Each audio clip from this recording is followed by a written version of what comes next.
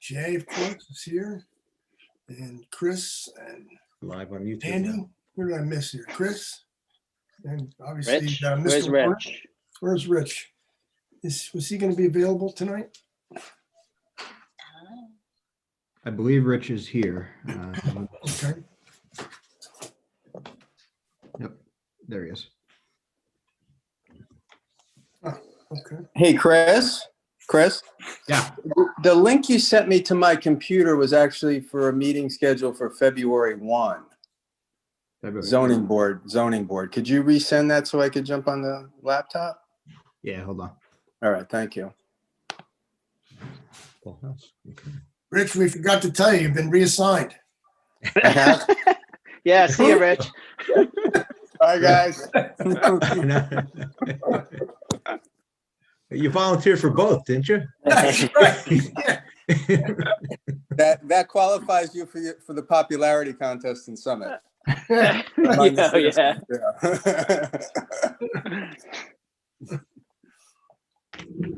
All right. Looks like we've got everybody here. Is that right? Full house. Chris? Yep, everybody's here. Well, it's wow, 7:30, 7:33. Good, a good start. So let's call the meeting to order, and I'll read the adequate notice statement.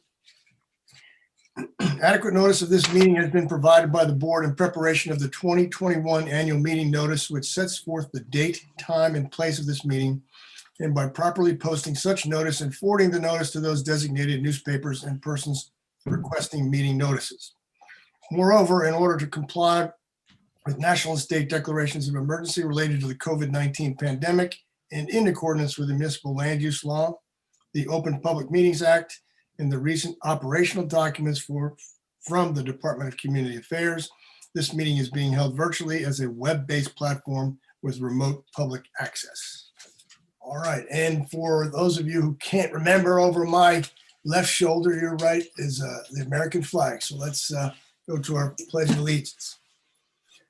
I pledge allegiance To the flag of the of United the United States States of of America America and to the republic for which it which stands stands one one nation, nation, under under God, God, indivisible. indivisible, with with liberty liberty and and justice. justice for all. Thank you all very much. All right, so Mr. Secretary, can we have a roll call?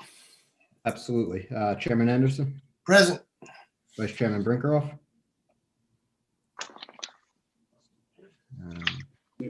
Here. All right, Councilmember Little, Here. Ms. Boston Alvarez, Here. Ms. McNeil, Here. Mr. Dwyer, Here. Mr. Zucker, Here. Mr. Perrella, Here. Mr. Fiore, Here. Mr. Formicelli, Here. Mr. Ashman, Present. and for the record, Mr. Warner is here. He's our board attorney, and you have a quorum. You can proceed. Excellent. Great. Thank you all for being here tonight, and for another, an additional separate meeting, meeting that we've had tonight. We've had a couple of those in the last few months, so we appreciate you, hanging in there with us and attending these. Tonight, we're going to do Bristol Myers Squibb and 791 and 795 Old Springfield Avenue. We'd like to reverse the order of what's shown on the agenda and begin with the Old Springfield Avenue LLC application. And I'll turn it over to our board attorney so that he can get us started. Thank you, Mr. Chairman. And Chris, we have, I see Mr. Pontier, the attorney for the applicant, and we'll need, I guess, to bring in his witnesses as well. Yep, we're working through them now. Perfect. I can get us rolling while you're doing that, if that's okay. Mr. Chairman, I did have an opportunity to review the notice for this application, found the content to be sufficient, found it to be timely served. It was published on January 29 and certified mail on January 28, both at least 10 days prior to this evening, February 10th. So the board does have jurisdiction to hear and decide the case this evening, should the case conclude this evening. When we have all the witnesses, Mr. Chairman, I'm ready to swear them in, although I believe, and correct me if I'm wrong, Mr. Chairman, you wanted, since we do have two matters this evening, to set a time parameter for the first matter. Yeah, we'd hope that we would conclude by around 8:30 tonight, if that was possible. 8:45, if we run over a little bit, but Mr. Pontier, if we could do that, that would be very helpful. Certainly, we will do our best, Mr. Chairman. Okay. And Mr. Ponte, how many witnesses do you have? We have 3 witnesses. I believe I see all of them now, Mr. Lambert, Mr. Scott, and Mr. McDonough. Okay, and I see them as well. Well, I don't see Mr. Scott. I see his name. But if we could get a video on Mr. Scott, I see Mr. McDonough and Mr. Lambert. Mr. Scott, can we get a video on you? Is that Jason? It's No, Bill Bill Scott, our engineer. Oh, no, his picture. Okay. There we are. we Okay, if the 3 of you, as well as our board professionals, Mr. Dara and Mr. Sabo, if all 5 of you will raise your right hand, please. Thank you. Do all 5 of you swear to God or affirm that the testimony you're about to give is the truth, the whole truth, and nothing but the truth? I do. I do. Thank you all. Our board professionals are sworn. The applicant's witnesses are sworn. With your permission, Mr. Chairman, we could turn it over to applicant's counsel. Sure. Mr. Pontier, go ahead, please. Thanks so much, and good evening, Mr. Chair, members of the board professionals. My name is Luke Pontier of the law firm Day Pitney, and I'm here tonight on behalf of the applicant, Old Springfield Avenue LLC. The applicant is the owner of property located at 791 and 795 Old Springfield Avenue, and that property is designated on your city's tax map as Block 1606, lots 2 and 3. That property is in the NB Neighborhood Business Zone, and we're here tonight seeking site plan approval to renovate the existing building on the property and to construct an addition to that building, resulting in an approximately 5,808 square foot building on the property. As you will hear, the building will be used for a mix of office space and limited retail with some accessory warehouse space uses. The applicant is also proposing to provide 18 parking spaces, and that includes 15 that will be located within the surface parking lot, as well as 3 parking spaces in the added garage. The applicant also proposes 2 building signs, landscaping, and other site improvements that you will hear more about from our witnesses this evening. As part of this application, the applicant does propose to merge lots 2 and 3 if approved. The applicant is requesting 4 variances from the city's Summit City Code. Those variances being for parking location to permit parking between the front building facade and the public right-of-way, and that is an existing condition on the property. Also a variance for the parking buffer to permit a buffer of approximately 2 feet, where 5 feet is required between property lines. That also is an existing condition. Third, the applicant will be seeking a variance for the height of proposed lighting fixtures to permit a height of 10 feet, where a maximum of 8 feet is permitted in this zone. And last, the applicant is going to be seeking a variance for the sign height to permit the signs at a height of 19 feet, where the ordinance permits the signs to be placed at the lower of 17 feet or the height of the first floor, the governing factor being 17 feet here. In his memorandum, your board planner noted a possible parking variance. As you will hear from both the applicant and project engineer tonight, based on the proposed use of the building, we believe that the parking provided does meet the parking requirement, and so no variance is necessary there. In our application submission materials, we noted variance relief for a rear landscaping buffer and a driveway location setback. However, as noted by the board planner, this property uniquely does not have a rear yard due to the 2 front yards and the pie shape of the property, and so no variance for the rear yard buffer is required. And based on the preliminary feedback from this board's professionals, the applicant has agreed to slightly modify the existing driveway to alleviate the need for the driveway variance that we had initially noted. So again, those variances will not be requested as part of tonight's application, so we are reduced down to 4 variances. And the applicant is also requesting a design waiver for the average illumination permitted at the property line to permit approximately 0.9 foot candle where 0.1 is permitted. We received several review memorandums, both from the board's professionals as well as city staff. One from the zoning officer, which was dated February 5th of 2021. One from the fire chief, dated January 12, 2021. One from the board engineer, dated February 4, 2021. One from the city forester, dated January 21, 2021. One from the Historic Preservation Commission, dated January 29th of 2021. One from the board planner, dated February 4th. And we also received a memorandum from the police chief, who had no objections to the application, as well as from the construction official and health department, who similarly had no comments. As far as outside agency approvals go, we did submit an application to the Union County Planning Board and received correspondence from the County Department of Economic Development on January 6th of this year. And that letter noted that the project will not cause any significant impact on county roads or drainage systems. As noted earlier, I have 3 witnesses with me tonight for this application, being a representative of the applicant, our project engineer, and our project planner. As Mr. Warner noted at the outset, we did provide adequate notice for this application, published in the Star Ledger and mailed to property owners within 200 feet.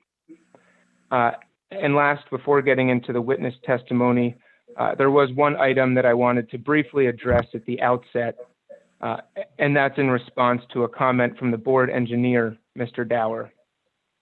So prior to the applicant's purchase of the property, the prior owner did fully remediate the property and installed monitoring wells, and is the responsible party that corresponds with the New Jersey Department of Environmental Protection. The applicant and property owner did have an environmental assessment prepared prior to its purchase of the property, and following the collection of soil samples, the applicant's environmental consultant concluded that any remaining traces on the property were below remediation standards and thus acceptable. And so unless the board has any preliminary items that they'd like to address, I'd like to call my first witness. Mr. Chairman, I just had one quick question. Would the applicant stipulate as condition of approval to providing the environmental report that was just referred, should the board so desire? Yes, we can provide that for you. Thank you. Nothing further. Thank you, Mr. Chairman. Anyone else on the board have any questions of Mr. Pontier? All right, okay. Mr. Pontier, please move forward with your witnesses. Thanks so much. First, I'd like to call Jason Lambert, who is a representative of the applicant. And will Mr. Lambert be testifying as a fact witness, not an expert witness? That's correct. He will be only a fact witness tonight. Okay, no need to qualify. Please proceed. And Mr. Lambert, just recall that you are under oath. And if you could please provide the board with your name and the address of your company, please. Sure, Jason Lambert, and currently we're using 1253 Springfield Avenue, New Providence, New Jersey. Could you spell your name, please? Lambert. Thank you.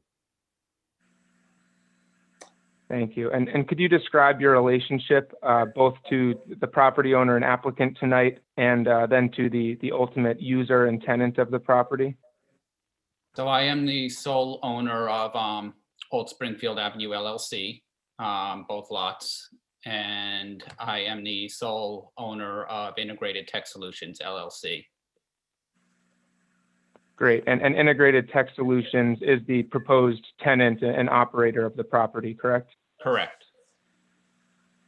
Great. And can you talk a bit about, why you chose this property and why you chose Summit as a location for your business? Well, I grew up in Summit, so I went through the Summit school system. So I'm very familiar with the town. I was on the fire department for 12 years as a volunteer, and a volunteer on the first aid squad for 27 years. So I've been around town a lot. I also used to manage a store in town, Cycle Palace, which closed, but I managed that for about 10 years. So I'm pretty familiar with the small business in town. And, you know, the lot came up. I was primarily looking in Summit. We wanted something with parking. We wanted something with garages, which was very hard to find. And this came up, and it was sort of in disrepair and would allow us to build this into something nice looking there and to fulfill our needs. Great, thank you. And I'm going to ask you to describe the use of the property, but before doing that, I am going to share my screen to bring in the floor plans of the building. And Mr. Warner, I defer to you, but the floor plans were part of the application package that was delivered to the board. This is sheet A1 of that package. So I defer to you on whether or not you'd like to introduce it as an exhibit or not, since it is in the package. They don't need to be because they were submitted more than 10 days in advance of this evening, correct? That's correct. Okay, then we can just go with the actual sheets themselves, as long as they haven't been colorized or changed any. And then we have the blessing of just having the one reference on the bottom, whatever sheet numbers they are. Great, thank you. So I can confirm that these have not been changed. This is the exact sheet and package that was distributed to the board. And as I mentioned earlier, this is sheet A1, and I believe that is page 4 of the architectural plan packet that the board has. And so, Mr. Lambert, if you'd be willing, kind of walking the board through this property and what's proposed here, if you could describe, how you anticipate using the building. Sure, absolutely. So our business is basically audio, video, and computer work. We do a lot of work with a lot of houses where people are renovating and building the houses, installing all the wiring, setting up networking. We do many businesses in town, doing their networking. So our primary role is sort of a mix between an electrician and a designer, is how I like to look at it. So the building is going to house 2 vehicles currently. It's set up for 3 indoors, but it'll have 2 vehicles that we have. And those are, our trucks to go do work on site. It'll have an office space, which originally was designed for a receptionist to sit in, like a full-time secretary. However, our full-time secretary is now not anywhere near us and is virtual thanks to COVID, and she's working out quite well. So I'm not sure she'd actually be in the building, but we have an office space there. Coming in the front door, there'll be a small showroom space. And that's primarily going to be our public area where people can come in, ask questions. We might have some items like some Sonoses, HDMI cables, some small stuff that people may want to just come in and purchase so they don't have to run all the way out to Best Buy. So that'll be our showroom area. And behind the showroom area, there'll be a conference room, which we'll meet with, with our employees for a weekly conference Monday morning, with customers to go over the plans for their building. There'll be a workshop, which will primarily be more of an electronics report workshop because we do repairs on computers and various audio equipment. And behind that, there'll be a warehouse space, which will just be pretty much some shelves to store various warehouse equipment or various stuff we need to load onto the trucks. In addition to that warehouse space, we do have a separate warehouse over in Chatham on Summit Road that we will probably maintain. So the majority of our inventory will be stored over at that Chatham place and received there. And then there'll be 2 studios, and the purposes of the 2 studios are for us to build up and play with equipment, or if somebody wants to come in and listen to a pair of speakers or something like that, we can temporarily set it up in that area. It's kind of 2 playrooms, if you will. We'll probably have one, maybe even like a demo theater in there. And that's pretty much it. So. Okay, thanks very much. And what do you anticipate the hours of operation will be for the business? So typically the business operates 9 to 5, Monday through Friday now. As far as showroom hours, they'll probably be less than that, maybe 3 to 4 days a week, because I pretty much have to have somebody in there. So, you know, it's not quite decided yet because of this whole Corona thing. But, you know, I would say 9 to 5, Monday through Friday, but maybe we'll be closed Monday, something like that. Okay, but you know, at the most, you have 5 days a week business hours. You know, you're not expecting any hours beyond normal business hours. No. I mean, the guys might be in there earlier if we have an early job, you know, gearing up the truck. Sometimes they might get in at 8 or 7. But, you know, I don't anticipate any, you know, any stuff beyond that. Possibly Okay, a great. Saturday, because sometimes we get a Saturday job and we have to accommodate people. So, you know, there might be people in there on a Saturday, but not every Saturday. Most of my guys don't want to work Saturdays. I understand that. And so how many employees do you anticipate, I guess, as a whole, and then, you know, at any given time that would actually be at the site? Not many. As I said, we're more like an electrician where we're out on site fixing people's problems. If we're in the building, we're not making money. So those trucks need to be out on the road, fixing people's buildings, stuff like that. So as far as people in the building, you know, maybe one during the day. And that would be during, you know, our basically showroom hours.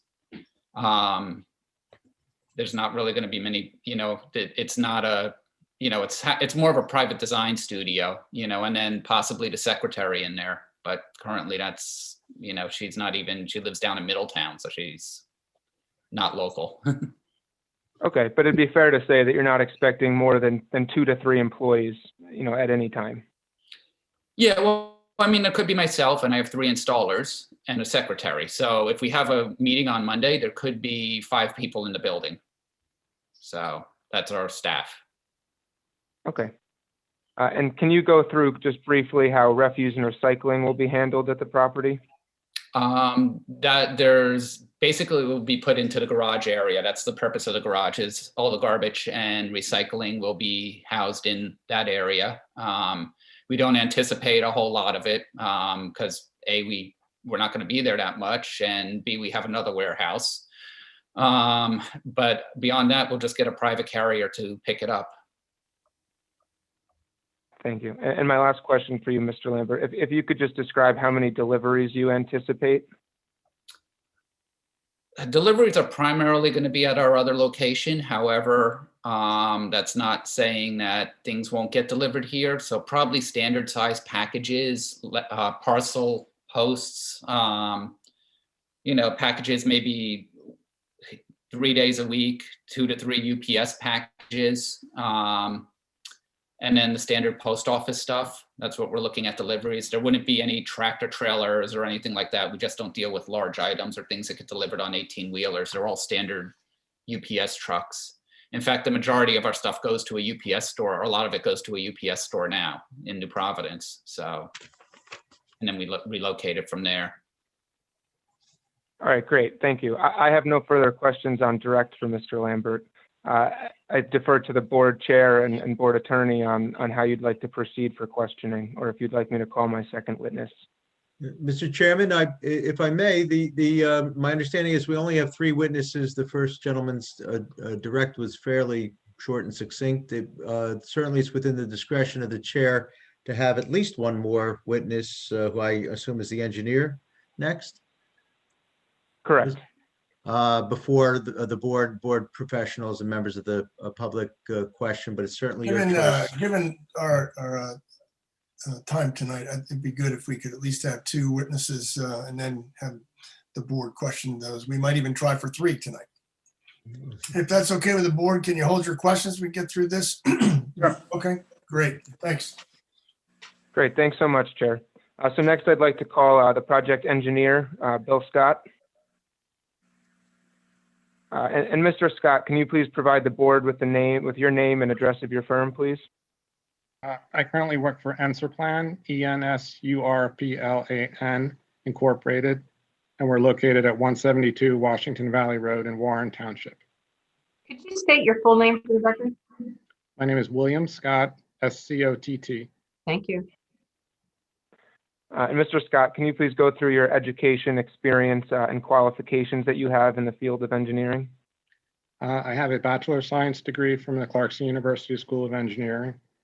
I'm currently licensed as a professional engineer in the state of New Jersey. I'm currently certified as a municipal engineer in the state of New Jersey. I prepared a number of site plans and subdivisions within the city of Summit, including the townhouse development directly across the street from this one. I've appeared before the Summit City zoning and planning boards on approximately 12 prior occasions. And I've appeared before approximately 36 municipal boards throughout New Jersey. Defer to the chair. Any member of the board have any questions of Mr. Scott? All right, Mr. Scott, let's qualify you as an expert witness. Thanks. Thank you. Great. Thank you. And Mr. Scott, just to confirm, did you prepare the plans that were submitted to the board as part of this application? I did. Okay. And so I'm going to bring up again, I'm going to share my screen and bring up the plans that were submitted. Again, this is part of the package that was provided to the board. These are the site plans. Currently on the screen, you should see sheet 1. And so Mr. Scott, if you could go through the existing conditions for the board. Just before you do, Mr. Chairman, with your permission, Mr. Pontier, can you just give us the last revised date on the plans? Sure, I believe that's November. Let me zoom in quickly. Second, I believe. November 3rd of 2020. Okay, just so we all know what we're talking about. And again, it was submitted more than 10 days in advance. No need to mark it as an exhibit. You could use the actual sheet numbers on the plans for reference purposes. That's correct. And if Mr. Scott, if you'd prefer I use the survey for you to go through existing conditions, just let me know and feel free to have me point to any area that would be helpful. No, this is, I think, more suitable. So the site currently holds an existing building, which you'll see is constructed nearly along the property line, the sideline. The building is currently vacant. It's in disrepair. The site was currently used as the auto repair shop. To the west of the site is a commercial dry cleaner and the paved parking area associated with that building. To the north is the access sidewalk to the train station, the train tracks, and the railroad bridge where Springfield Avenue crosses up over the train tracks. To the east across Springfield Avenue is a strip mall and a townhouse project. And to the south across Old Springfield is the King's Supermarket and a multi-family building. The property is an irregular triangular shape. As you can see, it tapers towards the intersection of Old Springfield Avenue and Springfield Avenue. Since this property is a corner lot, from a zoning perspective, there will be 2 front yard setbacks and 2 side yard setbacks. There's no rear yard. There's an existing parking area within the front yard of both Old Springfield and Springfield Avenue. This has been in existence as far back as at least 1978. And between the existing building and Springfield Avenue, there's a wooded slope which rises from the intersection of Old Springfield and Springfield to the rear of the property. You'll see the shaded blue section that is representing the proposed 1-story garage addition.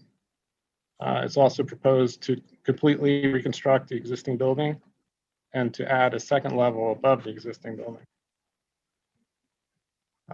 Following these improvements, the total building coverage will have increased from 3,052 square feet to 5,558 square feet. The building will be constructed all in accordance with any relevant construction and fire codes. It's proposed to reconstruct the existing parking area. There's an existing wood tie wall which parallels Springfield Avenue, which is in disrepair. That will be replaced with a landscape block wall similar to the wall across the street at that townhouse project. Again, the reconstruction of the existing parking area, parking area will result in eliminating the existing variance for the 2-foot driveway setback, as we'll be constructing the new curb 2 foot off of that westerly sideline. We're going to be proposing to properly stripe the parking area to properly control vehicle parking on the site. And we're going to properly provide ADA striping and signage to the site. Following reconstruction of the parking area, there will be 15 exterior parking spaces, and that includes the ADA parking space.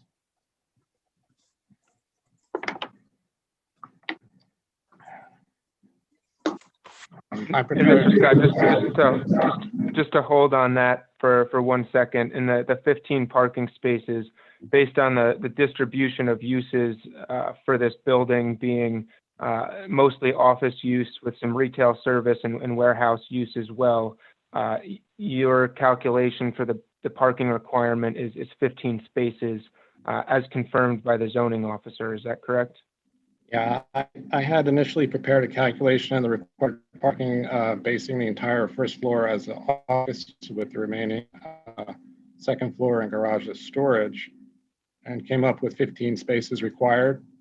The zoning officer did a slightly different calculation, including some of the space as retail, with the remainder as office and storage, but also concluded that the demand was 15 spaces. Great, thank you. And just to continue your description here, I'm going to move on to what is page 2 of the site plan packet, same revision date of November 3rd, 2020. This is the grading plan sheet. It shows, the changes in the topography. The existing parking area will be lowered somewhat to accommodate the proposed addition garage floor, so the vehicles can smoothly drive into the building. I wanted to point out along Old Springfield Avenue, I've designated an area as a loading zone. However, although this area meets the size requirement, 60 foot long by 12 foot wide, as required for a loading zone, I am not proposing to stripe this out. As you heard testimony from Mr. Lambert, we're not expecting tractor trailers on the site. And I don't think it's necessary to stripe that out, as we're expecting only box trucks to visit the site.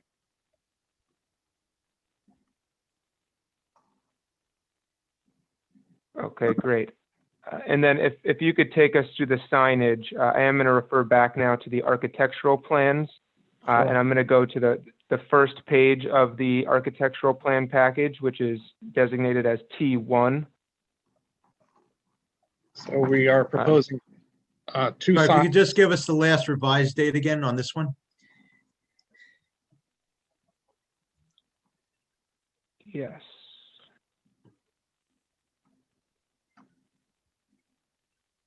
So the date on this is November 5th, 2020. Thank you. And again, this is sheet T1 on the architectural plans. Throughout Mr. Scott's testimony on the signage, we are also going to review T2 and T3 of the architectural set, all with the same revision date of November 5th, 2020.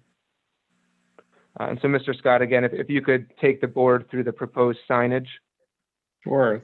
You're looking now at the front elevation of the building, and we're proposing one sign on the front facade, approximately 40 square foot. Just bears the name of the company. There's a matching but slightly smaller sign on the Springfield Avenue facade of the building, a total of 2 signs. The second sign is approximately 25 square feet, so it's a smaller sign. You see it there above the building on the left side of or above the window on the left side of the building. And just to confirm, that's the right elevation of the building, correct? That's the right elevation that would be looking from Springfield Avenue.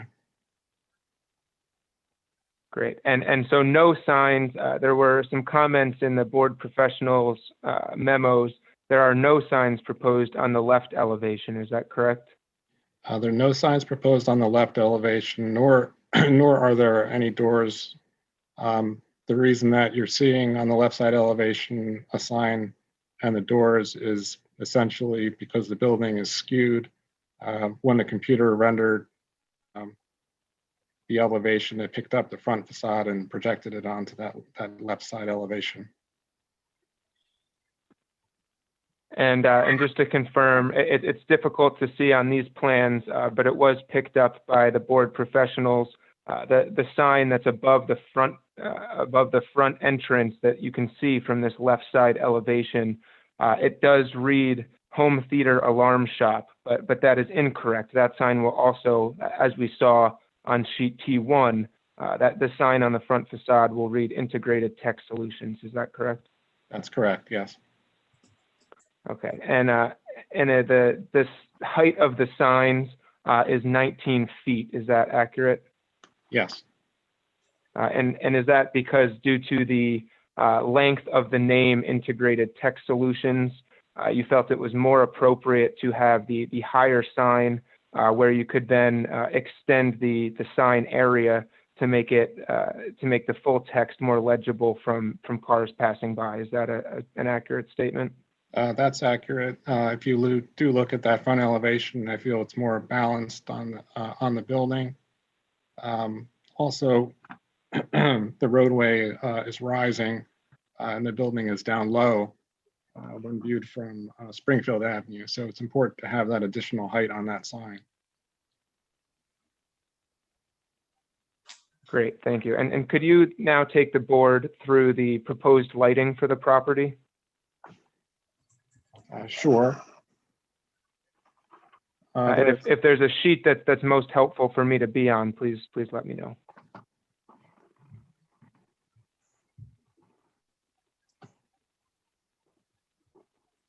Well, there is a site lighting detail on sheet 2 of 3.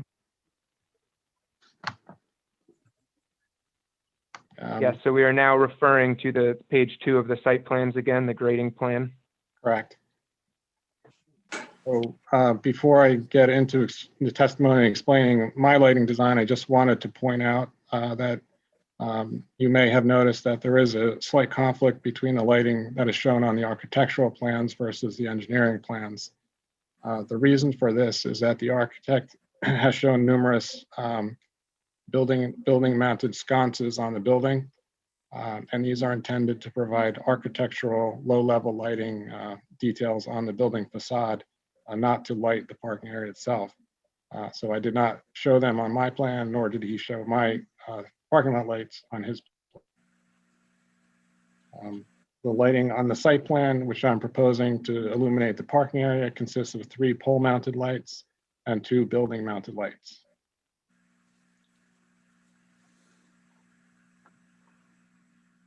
Okay, and how high are the pole-mounted lights in the parking area? I'm proposing those lights at a height of 10 feet, where the ordinance restricts that height to 8 feet. Due to the existing configuration of the parking area, it's very difficult to cast sufficient illumination into the middle of the parking area without the additional height of those light poles. So to properly illuminate the middle area of that portion, we would be asking for that 2-foot deviation in height.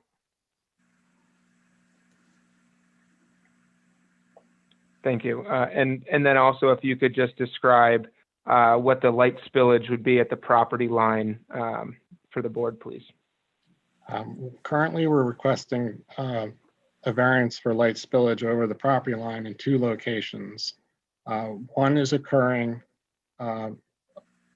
along the area spilling into the parking lot of the dry cleaner to the west of our site. As you can see, our proposed parking area is 2 foot from the property line. There's a parking space 2 foot from the property line, and I need to provide illumination for that parking space. It's nearly impossible to do so without some of our light trespassing over that property line. It is going into another illuminated parking area. It's not a residential area. And that parking area is quite well lit in and of itself.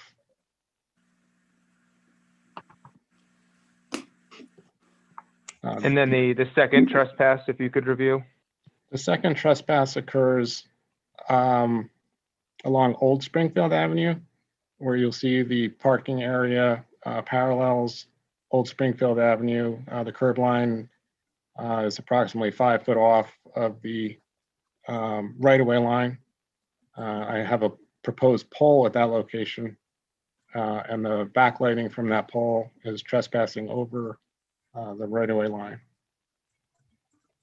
Again, it's trespassing into traveled right-of-way with the sidewalk, along with street lighting at that location. Thank you. And the sconce lighting that's proposed, as you touched on briefly, that's kind of just a decorative sconce proposed on the building as shown on the architectural elevations. And that's really just to provide some decorative lighting on the building. You do not anticipate any additional foot candle to be generated by that. Is that correct? That's correct. Along with the lighting, and it was mentioned in the board engineer's comment letter, there were 2 hot spots or areas of illumination which were greater than we would want over the front door. So I think given the opportunity to work with the board's engineer, I'd be able to prepare a revised lighting plan which would provide overall reduced illumination, but still would require a small trespass of light in those 2 locations. Great. And just to confirm, the color temperature that you're proposing is 3,000 Kelvin, which is under what's the maximum permitted, correct? That's correct. Great. And then if you could just briefly, I know we did not submit a landscaping plan. We did receive landscape comments from the city forester. And just to confirm that the applicant has agreed to comply with the comments from the city forester, and that was to provide ornamental trees where my mouse is now along Old Springfield Avenue, as well as to provide some landscaping at the intersection where the kind of the corner of the pie, and then also to provide landscaping along the steep slopes in the rear portion of the property along Springfield Avenue. Is that correct? That's correct, along with some ground cover plantings to stabilize the slope in the rear yard. Great, thank you. Are there any other comments you'd like to make on landscaping before we move on? Well, I would like to point out that this landscaping is occurring within an area which we would consider a steep slope zone. Currently, this project is disturbing just over 900 square foot with the construction of or reconstruction of the retaining wall and the addition. With the landscaping work added to this project, it's likely that our total steep slope disturbance would rise perhaps over the allowed 2,500 square foot, which is essentially the cutoff for a variance when doing landscaping work. But without providing the landscaping design, it's difficult to say whether we can stay below that 2,500 square foot threshold or not. And so in order to comply with the city forester's comments and provide that landscaping, which you and the applicant believes will enhance the overall look of the property, the applicant will seek a variance to exceed the 2,500 square feet of steep slope disturbance only for the landscaping purposes. Is that correct? Correct. If I may, Mr. Chairman, before we leave that, though, is there some way we could quantify that, if necessary, beyond simply whatever the landscaping requires? Do we have an idea of the quantification, the magnitude of the deviation above the 2,500 square foot maximum? The Mr. Pontier has zoomed in on my steep slope plan. You'll see the pink coloring is showing undisturbed steep slopes, whereas that bluish green coloring is the disturbed that we are proposing. The overall steep slopes is in the area of 4,000 square foot. So I'm guessing that we would be somewhere in that 2,500 to 3,000 square foot area. Certainly, we wouldn't be disturbing within the wooded section, which is proposed to remain. And So so with the would you be magni- comfortable, sorry, you can go No, ahead, you- Mr. Warner, but I was going to, You got it. Go ahead. I was going to say, would you be comfortable, Mr. Scott, in saying that if we were to pursue a variance for, we'll say, no greater than 3,500 square feet of disturbance for landscaping, that would be a sufficient variance? That would be sufficient to properly properly landscape that, yes. Thank you. Great, thank you. And if you could just quickly take the board through the stormwater management techniques that you're proposing on the site. Sure. Currently, there's no stormwater management on the site. All runoff travels directly off the roof, off the pavement, onto Old Springfield Avenue.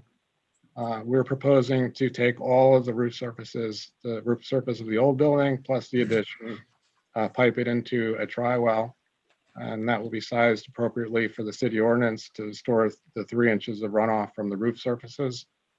And the end result will be a significant decrease in runoff from the existing condition.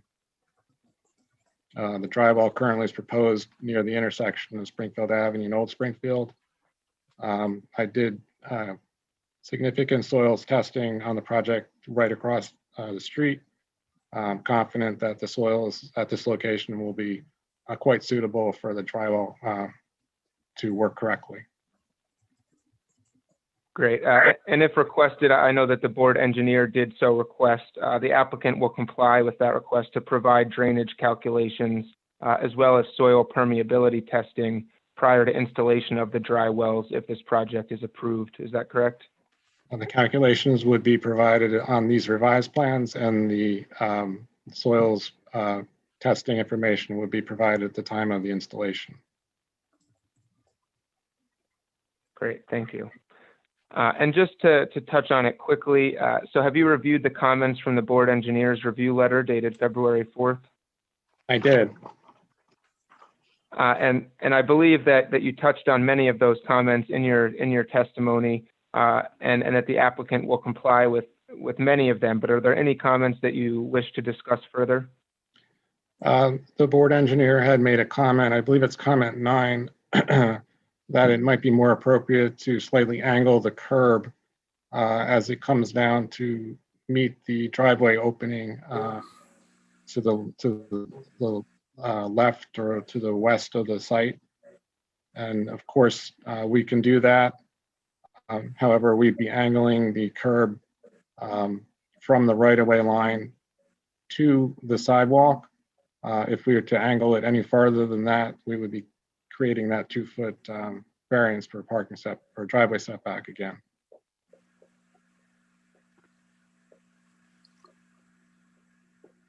Understood. And so the applicant will agree to angle the curbing, but only at the property line of Old Springfield Avenue and the sidewalk there, correct? Yeah, to better match into where that existing concrete apron is. Right. And were there any other comments that you wanted to address? There were several comments about the lighting, and again, I think that I can provide a plan that's more suitable and acceptable with the chance to work with Mr. Dower. Great, thank you. And I believe that through the testimony, we did address all of the other comments. So I'm through with my direct testimony of Mr. Scott at this time. And again, turn it over to the board for questioning, or if you'd prefer that we move into our third witness. Mr. Pontier, you have a third witness as a planner. Let me ask the members of the board, shall we ask questions at this point of Mr. Lambert and Mr. Scott? Or shall we try to get through to the planner and then ask them all at one time? It's really at the board's pleasure. I'm okay with hearing them all first. And As then am that I. way- I agree. I agree. Yeah, let's keep going. Yep, great. Thank you all. Mr. Pelletier, Agreed. go ahead and call your third witness, your planner. Great. Thank you, Mr. Chair. At this time, I'd like to call our planner, John McDonough. Mr. McDonough, recall that you remain under oath. And if you could please provide the board with your name and the name and address of your company, please. Sure. Hi, everyone. My name is John McDonough, and that is spelled MC capital DONOUGH. And I'm a licensed professional planner here in the state of New Jersey. Thank you. And can you, other than being a licensed professional planner, education, and if you've previously been qualified to testify before this board or other boards? Yes, I have. My license is current and good standing, and I'll also offer that I am a member of the American Institute of Certified Planners, which is our national certification as well. Great, thank Refer you. to the Unless the chair. board has any, go ahead. Mr. Chairman, can we accept Mr. McDonough as an expert in the field of professional planning? I think you're on mute, Mr. Chairman. Have you appeared before other boards as well? For better or worse, Mr. Chairman, I do this every night, and now with this Zoom, it's multiple places in a night, so yes. Okay, well, any members of the board have any questions of Mr. McDonough? All right, Mr. McDonough will certify you as a planner, certified planner. Thanks. Thank you, Mr. Chairman. All right, Mr. McDonough, just briefly, so have you been engaged by the applicant as the project planner for this project? Yes, I have. And did you have a chance to review the application submission, the plans, and the proposal? Yes, I have. Great. And would you be willing to review for the board the variance and design waiver relief that's being sought tonight and any proofs necessary and our justification for why that relief should be granted? Sure thing. And Mr. Chairman, with your permission, I'd like to enter an exhibit that's been handed up to the board, basically to show how everything you've seen from a design standpoint integrates with the surrounding neighborhood. We took a couple of fresh shots from the ground and from the air, just to show how this site blends with that which is around it. Was that submitted in the 10-day window, or is this something new, Mr. Pelletier, that we need to label as exhibits? It's a new one, Mr. Submitted. Chairman. Correct. Yeah, we're gonna have to mark it as Exhibit A1. We can mark it as a compendium of, I believe it's 7. Is that correct, Mr. McDonough? Sheets? I think it's actually 10, Councilor. Okay. Well, we'll take it as 10 then. And we'll still mark it as a compendium, just Exhibit A1 as, call it planning exhibit, if that's all right with you? That's fine. And I think we can go through these very quickly. They're just to help everybody with orientation with respect to site condition and site context. So we're looking at here 2 tax lots, Block 1606 lot number 2, Block 1606 lot number 3, which are contiguous. We know that they're at the confluence of Old Springfield Avenue and Springfield Avenue. This is I'll say it forms an irregular pie-shaped lot. It's about a half acre, a little less than half an acre. And if I flip to the next frame, this shows the build-out condition of the property with the former auto repair facility, which is now vacant. This showed when it was in active use. This is sort of an application that is going to take what's there, work with it, repurpose it, reactivate it. Again, that becomes important as we consider the relief that the applicant is seeking, because a lot of it is triggered by what's out there presently. Next frame just sort of color codes what was shown on the prior aerial photograph. What's shown in red are, again, this is based on the Mod 4 land use classification system. So everything that's in red would be non-residential. Everything in gold or yellow is residential. And we do have a nice commingled mix of uses here at the confluence of these 2 roadways. And as you've heard, the site does back up to the rail line as well, which forms that embankment at the back of the property. Frame number 4 is the surrounding zoning. We are here in the NB Neighborhood Business District, where business offices such as that which is proposed are permitted use in the zone. So obviously the reason we're in front of this board is because we're not seeking any D relief. Next frame shows what we saw on the property a couple days ago with all that snow. You're looking in the middle of the photograph of the now closed repair garage. And again, you get a sense of the vacant parking lot. You get a sense of the tree row in the back and the landscaping, and again, the confluence of the roadways. This is a reverse view, looking the other direction with the repair garage in the foreground and the parking lot in the background. And again, that tree row in the back.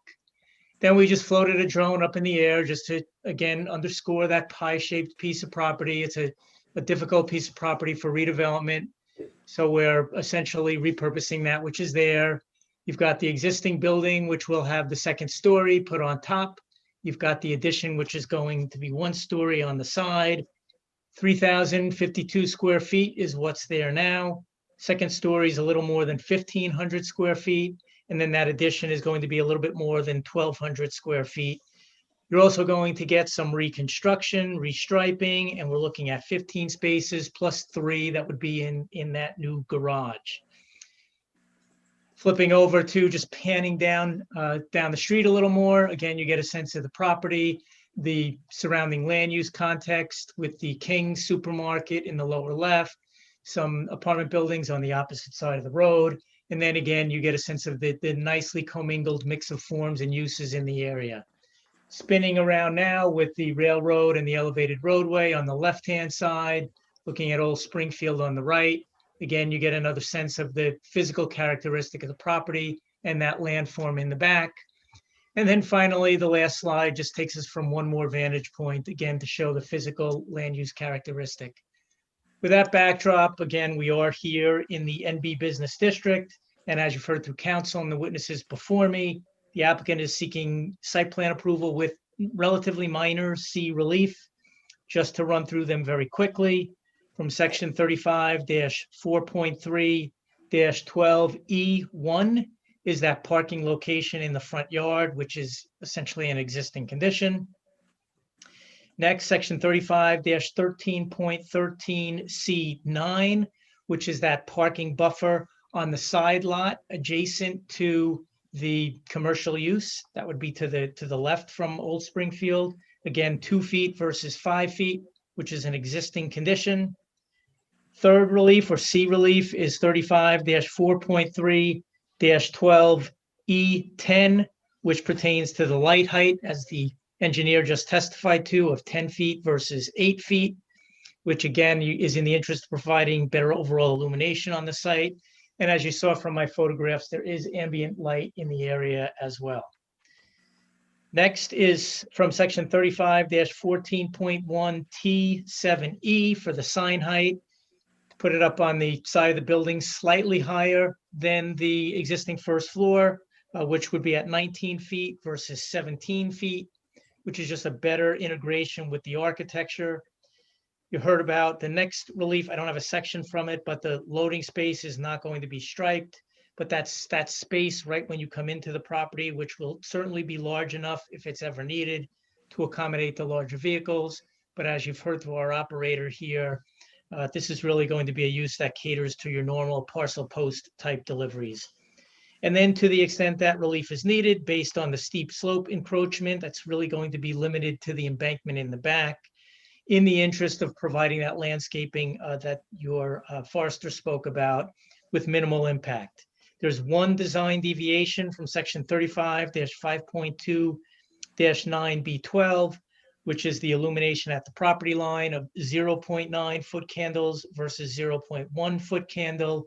Again, a function, I think, of any use of this property or repurposing of this property by virtue of the fact that the pavement is to the edge of the property, and that's where the lighting would naturally need to be.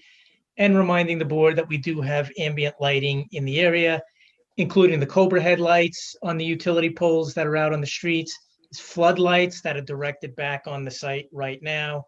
So again, we give consideration to context in terms of that relief. In all regards, the statutory criteria for grant of relief are met.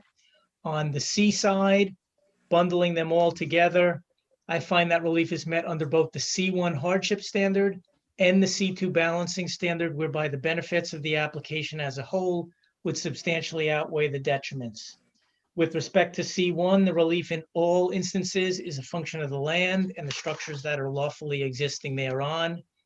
The building is there, the parking is there, the pavement's there, the curb cut is there. We're working with an established site. The irregular shape of the lot being pie-shaped creates practical difficulties for any use on this site, and the above would meet the legal standard for C1 under the Lang case. With respect to C2 balancing, the benefits of the application as a whole would substantially outweigh the detriments. That's the pull-in case. Project benefits here would include site revitalization, reactivation of an underutilized commercial site in a visually prominent corner. Visually and functionally, the investment here in the site will improve the site's relationship to the area. The project will deliver a service use and a local business that is permitted in the zone. And the project will certainly promote the broader planning goals for aesthetics, efficient land use, variety of land use, all of which are core planning goals, and also the advancement of fundamental purposes of zoning in the land use law, especially purpose A, purpose G, purpose I, and purpose M. Finally, with respect to the negative criteria, all relief can be granted without substantial detriment to the public. You now have a good predicate of testimony on the record that the site will function safely and efficiently. The relief sought pertains to existing conditions that are not being worsened and in some respect being improved. So the project will have overall very minimal, if any, impact on the public. And then finally, all relief can be granted without substantial impairment to the zone plan. Relief relates to a very specific piece of property, not the zone as a whole, in terms of that geometry and its overall condition.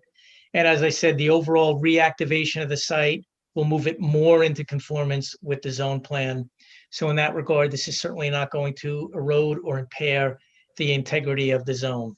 Finally, the last relief with respect to that design exception meets the lower standard under section 51. We don't have to do the balancing or the hardship here.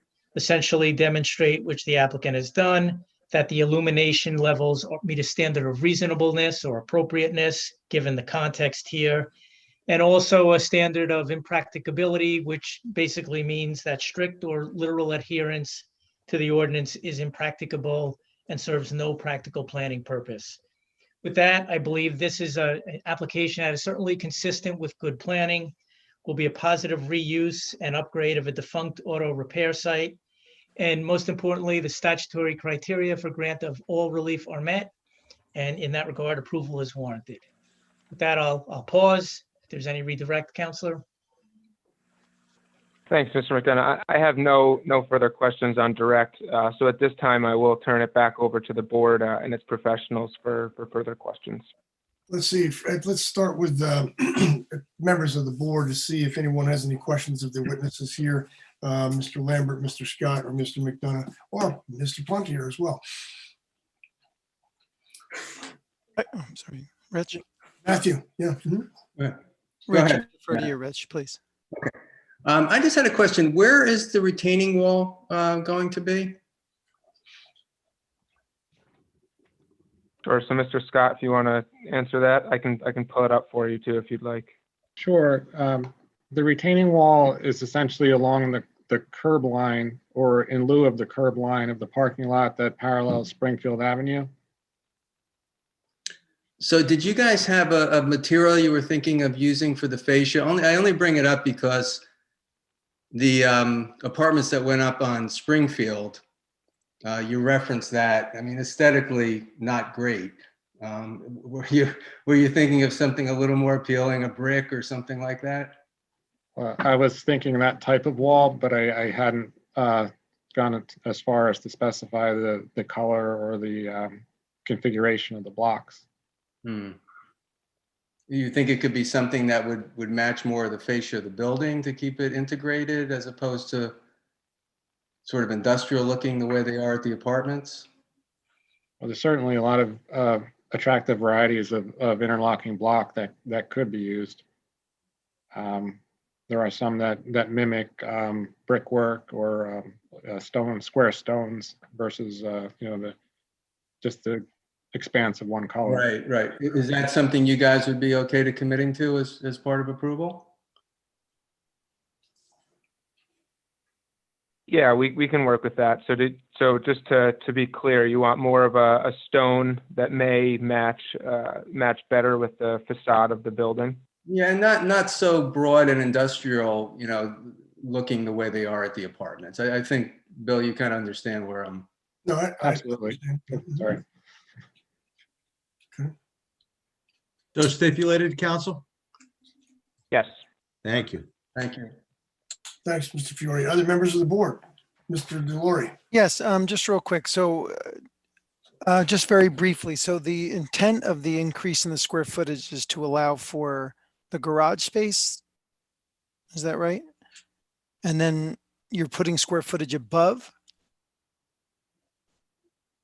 That's correct. So there isn't the addition that's proposed is for the garage space.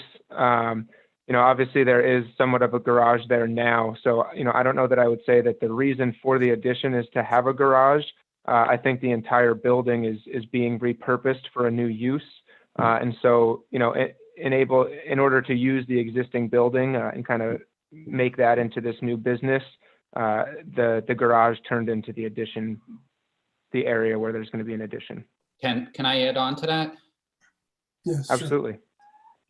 So when we spoke to the zoning officials, when we started this project, the building department and Krista and stuff, it was unclear whether we could keep our lettered vehicles in the lots. We were getting mixed things, and I was told by the town that they would not like the lettered vehicles exposed in the lots, which is what triggered us putting on this whole garage area. So we didn't have anything unsightly or vehicles out there that could get broken into at night. It just made sense. As far as the second floor, there is no second floor. There is an existing loft in the building. The roof is not being raised. The height of the building is not being raised. The existing roof is staying there. There is a loft area, and that loft area is created so we can have an 8-foot ceiling on the first floor and control the heat and have proper sound rooms. The loft area is not going to be used. It might be used for some various storage. We made it accessible, but it's not. It's a very low ceiling up there. In the center, it might be like 6 feet, and then it tapers down on both edges. So there's very little usable space. It's not a second story by any means. It's just a way to get above the ceiling. So. Great, thank you for clarifying that. And then also, there would be a non-residential development fee related to affordable housing as you are increasing square footage. And I just wanted to make that, just put that on the record. Okay, unaware. Okay, yeah. We'll put it as a condition of approval if the application is approved, but all requirements are conditions of approval. So Yeah. We appreciate that you're aware of that. Okay, Mr. Brinkerhoff? No, I have no questions. Okay. I can't see it. Okay, thanks, Mr. Pradier. Anyone, other members of the board with any questions? Councilman Little, Councilperson Little, sorry. That's okay. Thank you, Chairman. I just had a question about the landscaping plan. I know there wasn't a plan submitted and our forester, Mr. Hinson, pointed that out. Are you comfortable with the stipulations that he suggested, that there be ornamental trees and landscaping put on the property as well as a perennial garden in that corner? I think there are some wildflowers and kind of a garden in that area now. And that is the area that faces the residential townhouses across the street. So I know this is a more industrial area, but we do have some residences on the corners, and I would like to stipulate that there's kind of an attractive landscaping and and stipulate the idea of the perennial garden in that corner by the old Springfield Avenue and Springfield area. Thank you. Yes, so the applicant does agree to comply with the comments of the city forester, and we'll put in the landscaping that was recommended. Thank you very much. Other members of the board? Mr. Chair? Yes, Mr. Zucker. I'm sorry, I apologize if I missed it, but I did note the Environmental Commission had a question about solar and if you intended to install. Did you offer an answer to that? I'm sorry if I missed it. So I apologize. I don't know that I've seen a memo from the Environmental Commission. I will double check, but the applicant is not proposing solar as part of the project. Okay, Ms. Balsan Alvarez. Hi. Yeah, the staff comment, another comment from the Historic Preservation Commission was, did you consider or can you consider keeping the front facade as it looks now? Because it's probably a 1930s old garage and it has the tile roof and the leaded textured glass, whether it was just something you might consider as opposed to removing that and doing a new facade. Sure. So I can address that. And thank you for the question. That is absolutely something that we discussed, after seeing the comments from the Historic Preservation Commission. In order to repurpose the building and get the new business use, they did have to make substantial changes to the facade. And in doing that, then had to comply with the new design requirements that were implemented as part of the revamping of the 2019 DRO. Which is, increasing windows. And so unfortunately, in order to both meet the new requirements and to repurpose the building, the applicant was not able to save much of the existing facade. But I can have him testify to more. But, the purpose was also to try to match what's there now, including the King's grocery store across the street. And try to get kind of a cohesive look in that area of the city. Okay, my second question was, is the signage backlit or is it going to be lit a different way? The signage is proposed to be backlit as submitted. Would you consider having it be lit with goosenecks instead of backlit? I will, we can absolutely consider that. Industrial use? Plus, I think I Yes, should be I will- asking the engineer who designed it as opposed to the attorney, actually. I think that the engineer is supposed to testify, no? Or the owner. So we. Sure, we I can have Mr. Lambert testify. Sorry. We did discuss that and we decided that, we wanted a sort of modern approach to the sign, but was still classy. So backlighting was something that wasn't too invasive and it would stand out and it would be just a very subtle backlight behind it.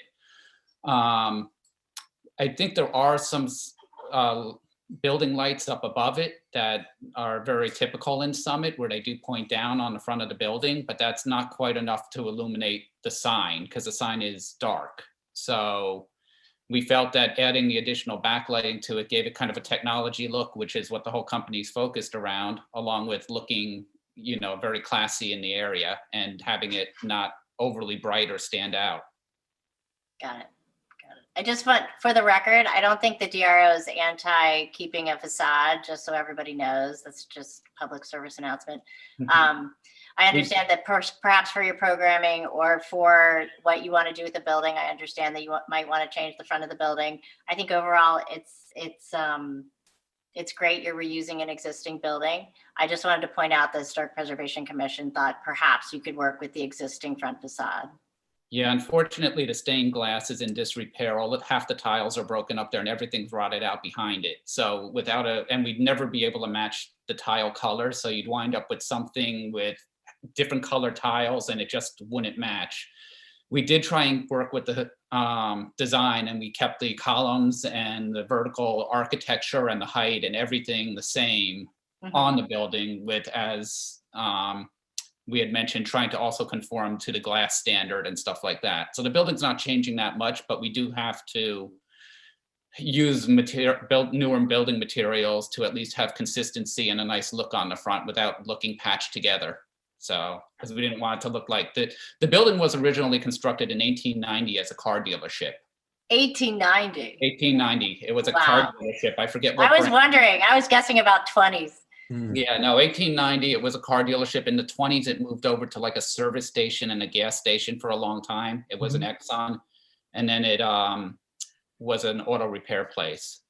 But in that, a lot of the brick and stuff is just not in good shape. And to start replacing it with unmatching brick, and it was just something that's not practical or would look good at the end.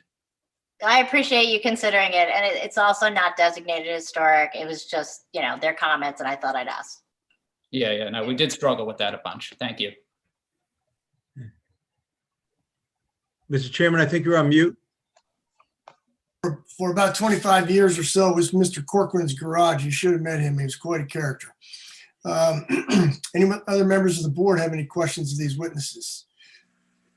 If not, we'll go to our board professionals. Am I missing anybody? All right, so I guess maybe Mr. Zabo, we'll start with you and then Mr. Dorr. Any questions of the witnesses from our board professionals? Thank you, Mr. Chairman. Just a few.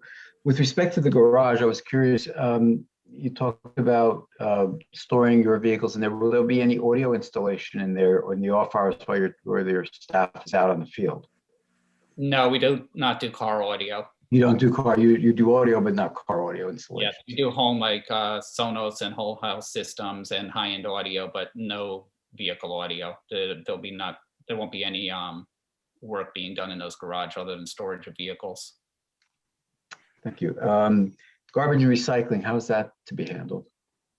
There's an area designated in the garage, not necessarily on the plans, but we're just going to put the cardboard there and there'll be a private carrier that comes and picks it up.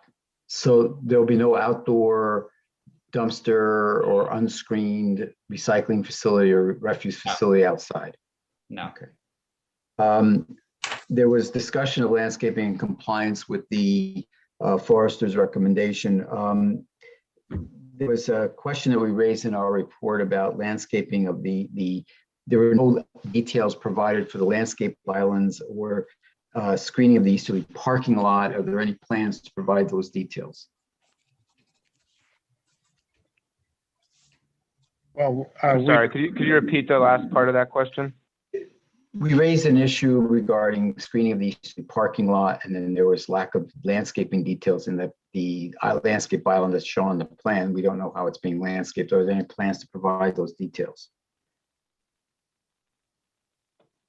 we could easily provide those details on our landscape plan, which addresses Mr. Linson's comments.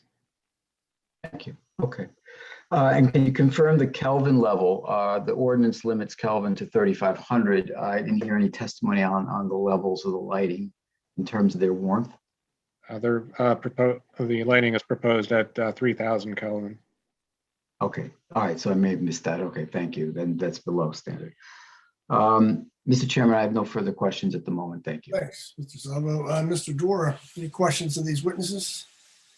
The only question I had, Mr. Chairman, was regarding the loading area in the front. Will there be any overnight parking there? No, I don't see any reason for anybody to be there overnight. The only places vehicles will be parked overnight is in the garage. Okay, that was really my only question. I wanted to make sure there was no vehicles that were going to have some type of signage on it that would be parked there at any length of time. Okay. We have 2 vehicles now. I don't anticipate getting a 3rd vehicle. If we have a 3rd vehicle, that will fit in the garage. So maybe someday, hopefully I'll grow to 10 vehicles, but then that'll be an entirely different building. Okay. We hope you do. Mr. Chairman, before we go to public, can I ask a few? I was just going to suggest that Mr. Warner be next, and then we'll go to public. Thank you.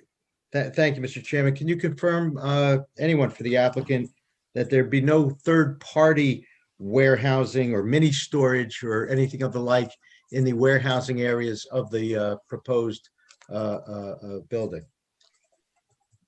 There'll be no 3rd party. We do work with an electrician currently that does work with us. He's part of our sort of our staff, but he, we share equipment now and then. So some of the shared equipment will be there.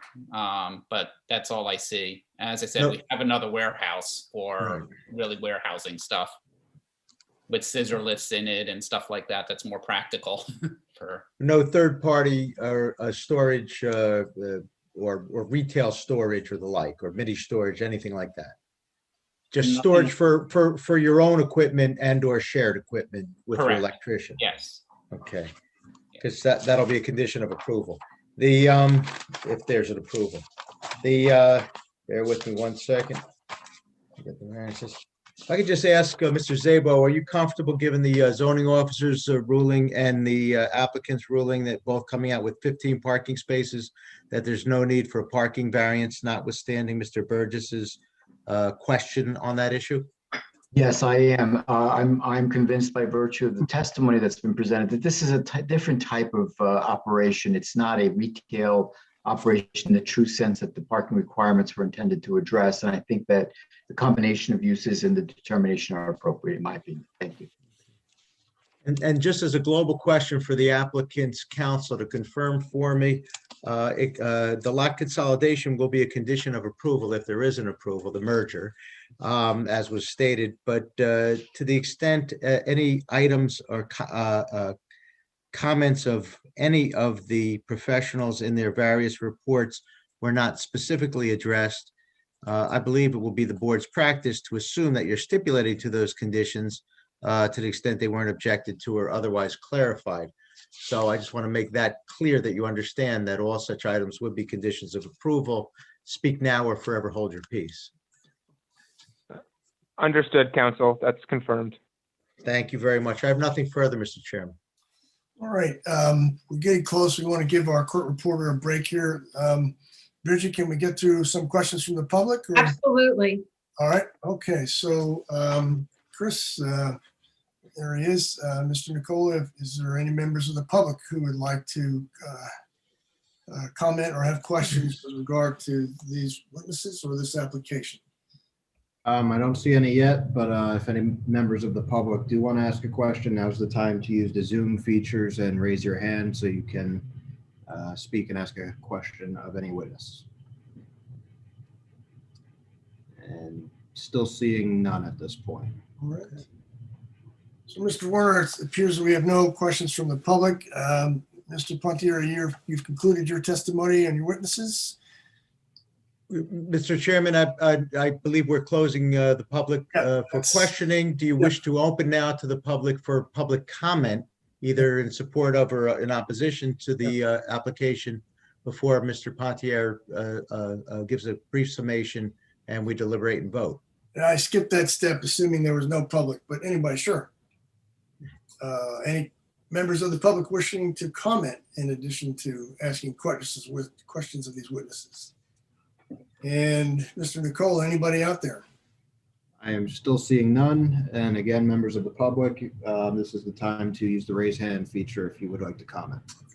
So ready to close public comment. And I guess at this point, Mr. Warner, Mr. Pontier, any other questions or any other statements you'd like to make to the board? Sure. So again, I'd just like to thank the board for their time this evening. As you've heard, this is a property that is currently a vacant auto repair shop on a unique parcel of property in Summit. And the applicant is seeking site plan approval tonight to renovate the existing building and construct an addition onto that building to create a beautiful new business and new building for that property. In addition to parking spaces, signage, landscaping, and lighting.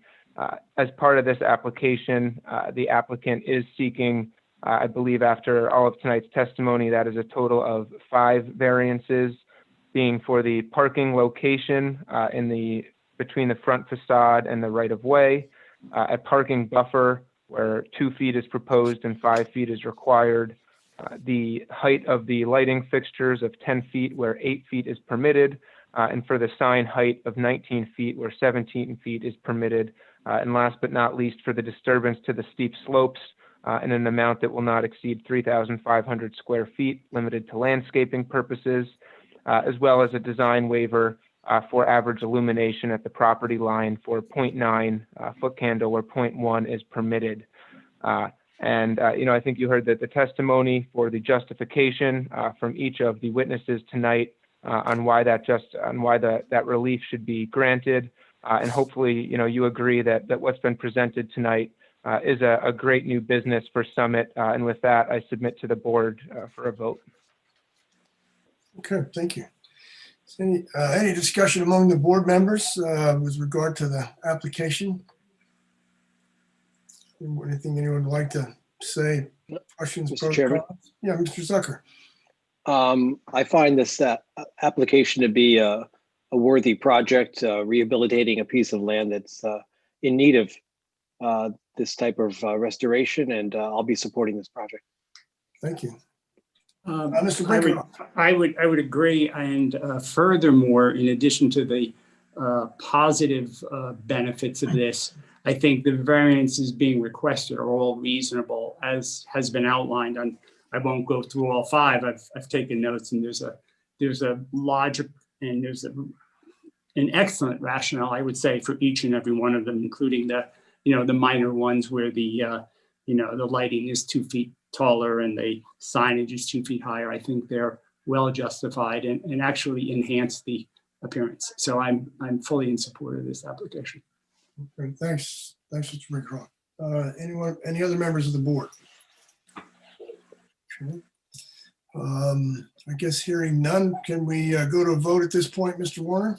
Certainly, I assume we're, I assume we're going to hear a motion to grant the application for site plan approval, preliminary and final, and all C variance relief and the design waiver relief with all of the stipulated to conditions by the applicant as testified to and set forth in the various reports. Would that be the motion? That would be an excellent motion. Would someone like to make that motion? So So moved. moved. And a second, please. Second. Great, thank you. Mr. Nicola, Board Secretary, would you do a roll call, please? Certainly. Vice Chairman Brinkerhoff, Yes. Councilmember Little, Yes. Ms. Paulson Alvarez, Yes. Ms. McNeil, Yes. Mr. Delory, Yes. Mr. Zucker, Yes. Mr. Perrella, Yes. Mr. Fiore, Yes. and Chairman Anderson. Yes. All right, looks like you got a unanimous vote there, Mr. Pontier and Mr. Lambert. Thank you very much for the time and energy that you and your team put into this. We look really forward to seeing the final product. We wish you best good luck in the business. Thank you, Mr. Chair. We appreciate you and the board's time this evening, and good luck and have a good rest of your evening. All right. Thank you. Thank you. All right. So with regard, let's take a 10-minute break here since it's 9 o'clock and reconvene at 10 after 9. And can we communicate that to our next applicant, represented by Mr. Weber, I believe? Let him know that we'll be back in business in 10 minutes, at 10 after 9. All right. Okay. We'll see you in 10 minutes.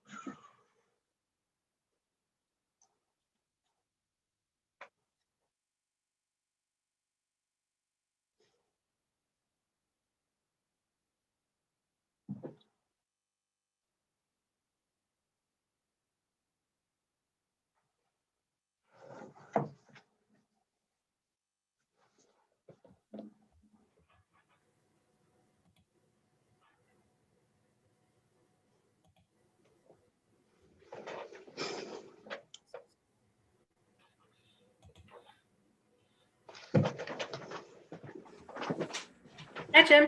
Hey, Bridget. Nice to see you. Nice seeing you. Yeah. Working Nice from meeting home? everybody. Yeah.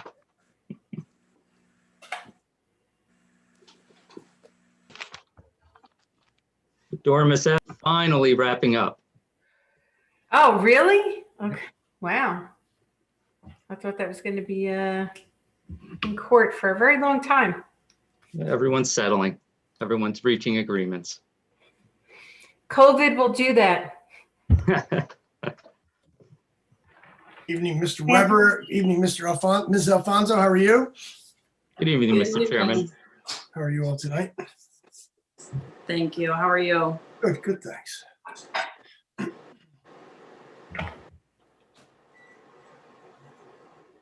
So we got to a break, Bridget, before 3 hours. So it was pretty good, huh? That's wonderful. Thank you. Sometimes in that last one, I didn't want to break because I was hoping there wouldn't be anybody there, and then we just finish it. Yeah, good luck. Yeah, all right. So we're waiting to get our team back on the screen here. Yeah, All right. 9:10. If, Mr. Chairman, if we could get our usual welcome back. Yeah, roll call, sure. Yeah, we'll wait for our secretary, board secretary to come back. And there he is, Chris. And Ms. Paulson Alvarez, Mr. Zucker, Mr. Delory, honey. And we'll, all right.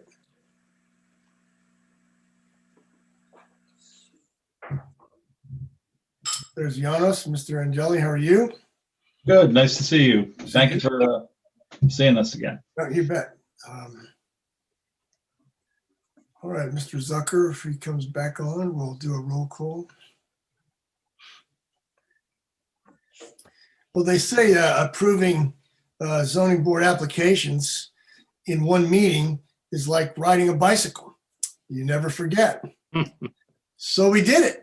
Congratulations and thank you all for an efficient, well-run application.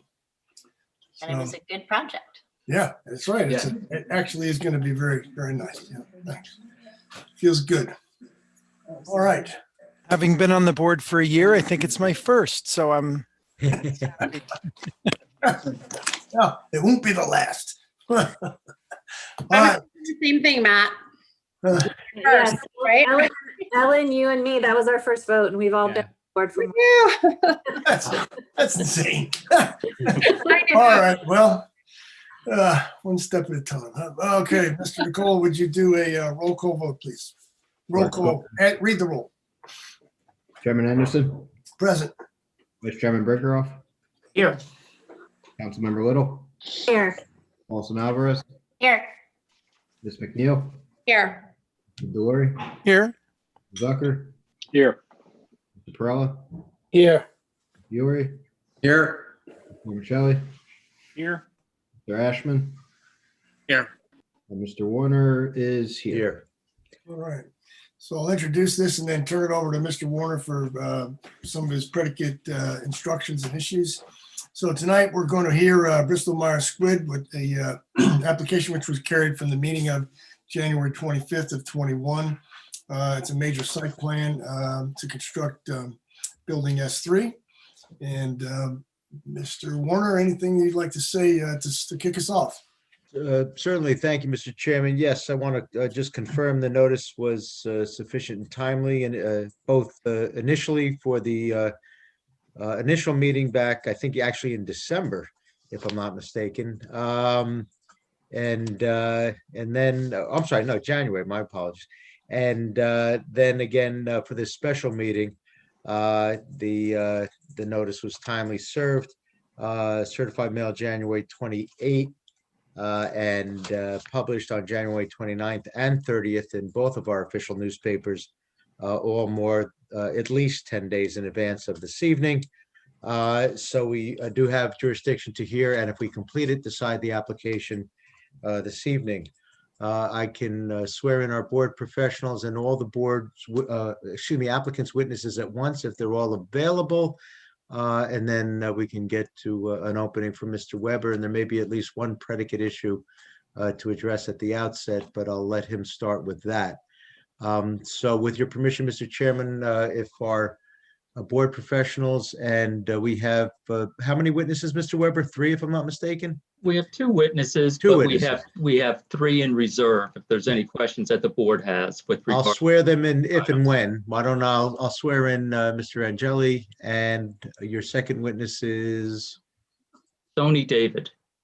Is he, did we bring him in, Chris? What's the name? I can't see. Tony David. Okay, see that. And then am I missing anyone else? We That's will all for also now, have Chris. Eric Scott available. Okay. We'll have Alan Lothian available. And we'll have Mr. Braun, B-R-A-U-N, available. Thank you. Mr. David, if you and Mr. Angeli and our board professionals, Mr. Sable and Dara, 4 of you can raise your right hand. Do all 4 of you swear to God or affirm that the testimony you're about to give is the truth, the whole truth, and nothing but the truth? I do. Thank you all. Back to you, Mr. Chairman. Yeah, Mr. Weber, you ready to begin the work here? Yes, thank you, Mr. Chairman. Members of the board, James Weber of Dempsey, Dempsey and Sheehan, on behalf of the applicant, Bristol Myers Squibb. This is an application affecting property located at 556 Morris Avenue, and it involves the implementation of the board-approved general development plan.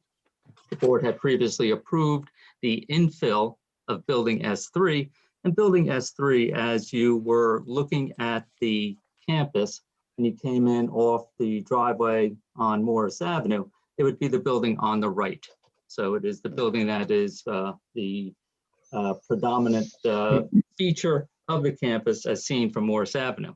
I also have with me Samantha Alfonso Esquire of the firm as well, who is also assisting in connection with the presentation of this application. I would ask that Ms. Alfonso enter her appearance on behalf of Bristol Myers for the board. Thank you. Good evening, Mr. Chairman, members of the board. Samantha Alfonso of Dempsey Dempsey and Sheehan on behalf of the applicant. As indicated, the application seeks preliminary and final site plan approval for the construction of the 10,371 square foot infill of the building. It is a one-story courtyard conference center, and it is a conference center that's designed to serve the employees of Bristol Myers, although of course there may be visitors and guests associated with any conference center. There are, if I could ask the exhibit A2 to be brought up so that the board can see the rendered exhibit that's been prepared by Langen, and it's been previously marked as A2. And when we see this, we see that to the right of the screen is River Road. We see Morris Avenue at the bottom of the screen. We see the main driveway off Morris Avenue entering the campus to the left. And we see the existing S3 building, which will be renovated itself. We'll have new cladding on the exterior. The parking lot, as you can see to the right and to the bottom, are being renovated, and as well as the driveway between existing S5 building at the top of the screen and S3 in the center of the screen. The reason that I would ask that the board observe this, on the right parking lot, it says 85 parking spaces. That's a typo. It's actually 91 parking spaces there. 91 is consistent with the site plan that have been prepared and presented, filed with the board in connection with this application. As you can see, the building S3 is a quadrangle. And as that quadrangle, it also will affect the variances associated with the proposal renovation and infill of the building. If I could ask for exhibit A1 to be brought up on the screen. This shows the existing S3 building, and you can see it is the brick and a standard. The building, or the photograph in the upper left-hand corner, is the entrance that you would see from Morris Avenue. If we could scroll down on exhibit A1. This is the proposed recladding of the building. On the upper left-hand corner is the architectural plans that have been prepared by Highland Associates and Eric Scott, who is held in reserve. If the board has any questions with regard to architecture, is the witness who would testify as to that recladding of the building. To the lower right-hand corner of A1, you can see the view from Morris Avenue in this perspective. If then I could ask that the architectural plan A100 be brought up on the screen. This is the roof plan that has been prepared. I would suggest, Mr. Warner, that at the time that this was presented, I believe, after the 10 days. And so it is an exhibit that is designed to explain to the board the variances associated with the setback of the mechanical equipment on the roof. Well, I don't know if you're introducing exhibits now, but did you want to give it an exhibit designation then? Yeah, why don't we do it A3? Okay, and I'm sure there'll be another witness testifying to these, so. Of course, everything that I'm saying, as the board is aware, is just a proffer so that the board is familiar with regard to the presentation of this application. So when we look at A100, A100 is the designation of this exhibit in the lower right-hand corner. And we can see there that you have the mechanical equipment enclosures. Those are sound attenuated enclosures to encompass the mechanical equipment, and they are shown in the lighter shade of gray. They are set back on the right-hand side approximately 50 feet from the front of the roof on Morris Avenue, and approximately 75 feet on the left from the front of the building on Morris Avenue. The ordinance requires that mechanical equipment on the roof be set back 25 feet from the edge of the building as it's facing a property line. So both of these mechanical enclosures from the Morris Avenue frontage have been set back 2 to 3 times that which is required. However, because the quadrangle is open and substructures, they do not meet the requirements for facing River Road, which would be to the right, or Lincoln Avenue. River Road is approximately 200 feet with a change in elevation that obscures any view from River Road of the building, much less the mechanical enclosures. And Lincoln Avenue is separated from this property by S4, which is a 3-story building, and S2, which is, I believe, a 2-story or 1-story building, plus over 500 feet. As a result, the condition of the building presents a lawfully existing condition that faces the applicant with an undue hardship and practical difficulty. But the setbacks as they affect River Road and Lincoln are such that there will be no substantial detriment. If I could then ask that the landscape plan LP 101 be brought up.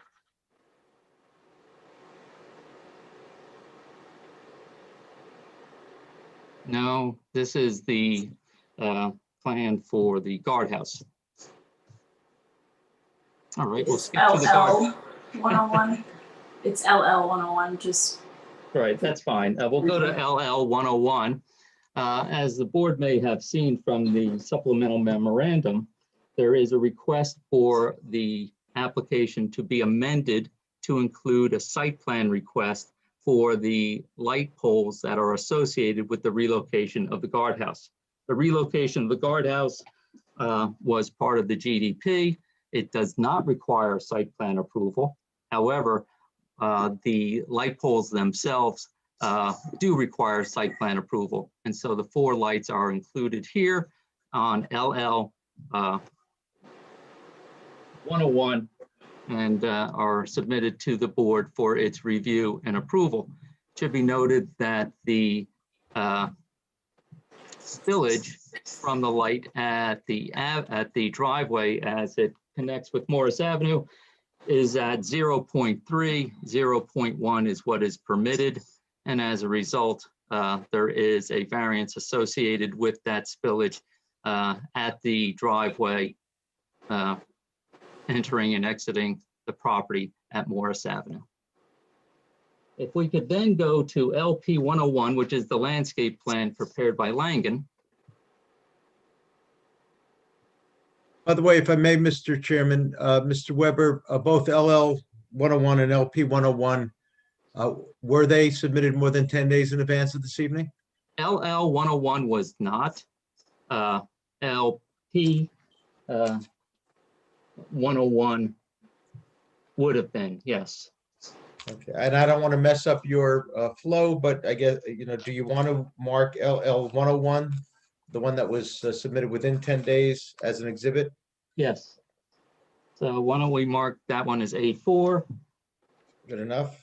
And LP 101, which we're going to have in a second, would be A5.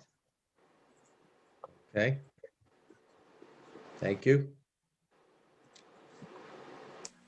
If we're having an issue pulling up LP 101 for the landscape plan, and the reason we have that is to demonstrate where the compactor is.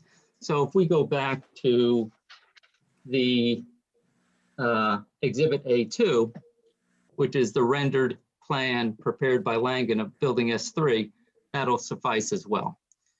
If you're looking at Building S3 and you look at the right-hand corner by existing Building S5, you'll see an area that's denoted in brown, and that is where the compactor is located. Under the PROD ordinance, compactors are supposed to be enclosed. It is proposed that this is kept open. One of those reasons why is to allow the access that's necessary to address the compactor, and the benefits to be gained will substantially outweigh any detriment, again, because of the distance from Morris Avenue, the inability to see it from River Road, the screening that would prevent it and provide the screening. And as a result, the purpose of having that enclosure is met by this application. One of the points that is raised with regard to the presentation tonight before the planning board is the fact that during the course of the filing of this application, a summons from the City of Summit zoning officer and the enforcement of the revised general ordinance has been brought against Bristol Myers Squibb and is currently in the municipal court of the City of Summit. While that extends the city's jurisdiction for the purposes of the management of that summons over the campus, it does not deprive this board of its jurisdiction with regard to the sound associated with this particular application. So on the one hand, the issue that may be raised with regard to sound associated with the remainder of the campus is now under the jurisdiction of the Summit Municipal Court. The sound associated with S3, that includes the sound attenuation, mechanical enclosures, and the cooling towers that are proposed on the roof of S3 are appropriate areas of inquiry, determination, and decision by this board as part of the site plan application. Mr. Weber, this is Bill. Mr. Warner, do you have anything you'd like to add to that, or any instructions for the board? Certainly, Mr. Chairman. Frankly, I concur with the parallel jurisdiction or concurrent jurisdictions, however you want to phrase it. And if I may, not to belabor the point, but I do want to make sure the board members are clear, certainly members of the public, everyone's clear on what this means, because it goes to the scope of authority and jurisdiction of this planning board when hearing a site plan application such as this. So I'll explain it this way. And it may sound a little bit the way Mr. Weber explained it, because he did explain it accurately, in my opinion.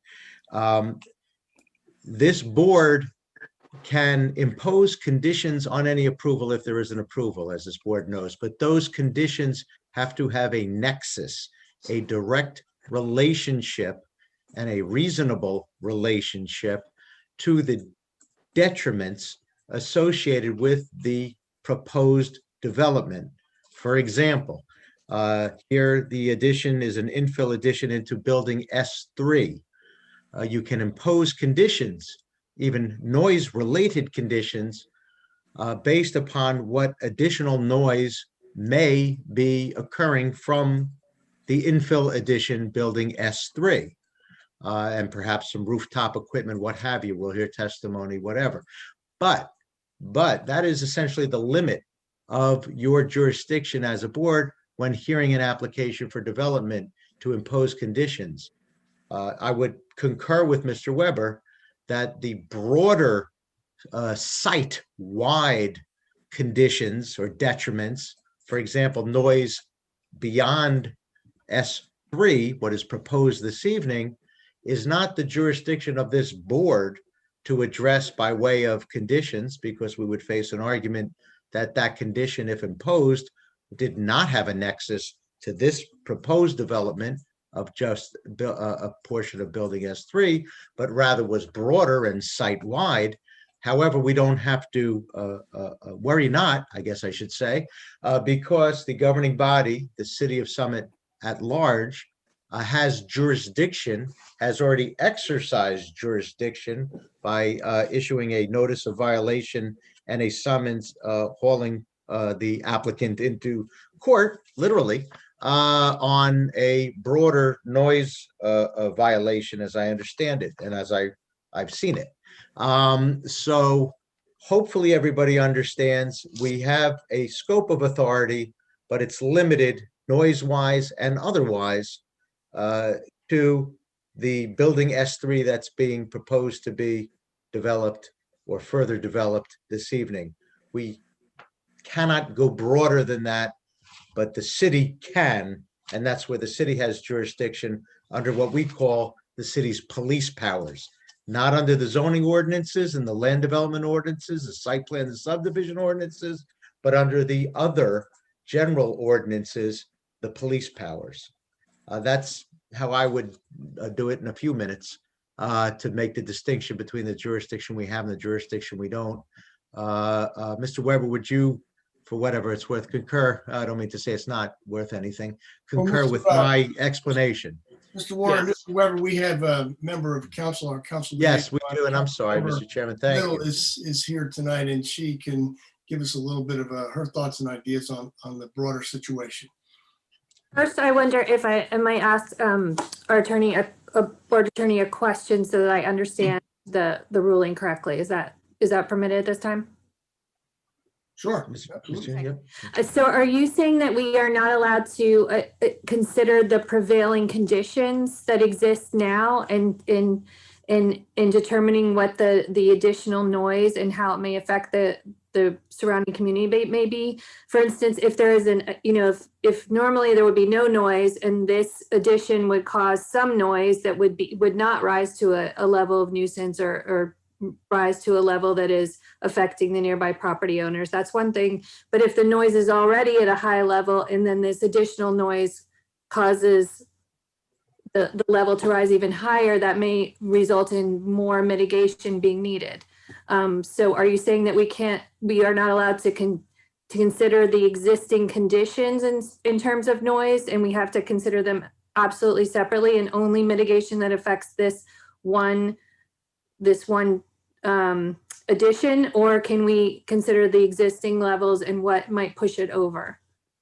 I would opine, and I don't make rulings, but I would opine that you need to focus only on the incremental noise from this particular proposed development to ensure that it's reasonable, this particular S3 or the infill addition into S3. The governing body, the city at large, certainly takes into consideration the entirety of this site, both existing and whatever additional noise may emanate from this new development.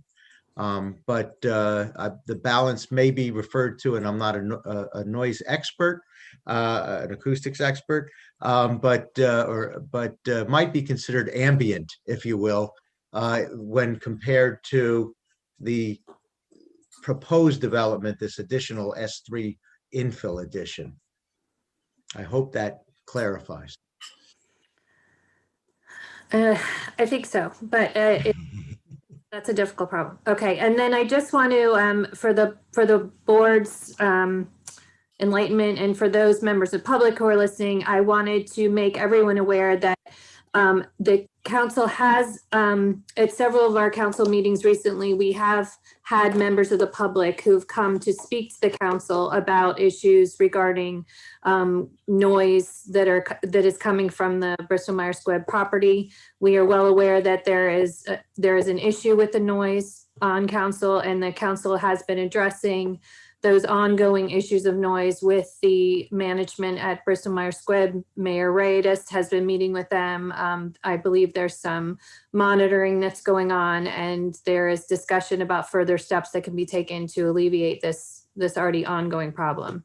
So we are aware of it, and that is something that beyond the summons that has been issued, there are ongoing discussions to deal with the existing conditions.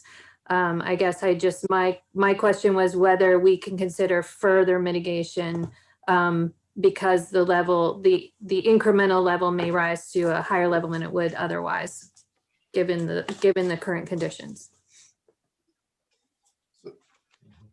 And if I may, just to clarify, I think the summons, Mr. Chairman, to be specific, is from Krista Anderson, Department of Community Services, to be specific as to the summons that was issued vis-a-vis Bristol-Myers Squibb, and I would call it a nuisance claim with respect to noise. I think to answer Councilperson's little question, what we're really looking at is specifically this particular application and any noise that it might contribute over and above that of the issue that we're discussing now. And I think we're being directed to focus, to the board members, to focus on this particular application and any noise-related issues that this might have, and not the broader situation as it relates to the whole campus. So I think at this point, if you know- I'm sorry, Mr. Chairman, can I ask a question though?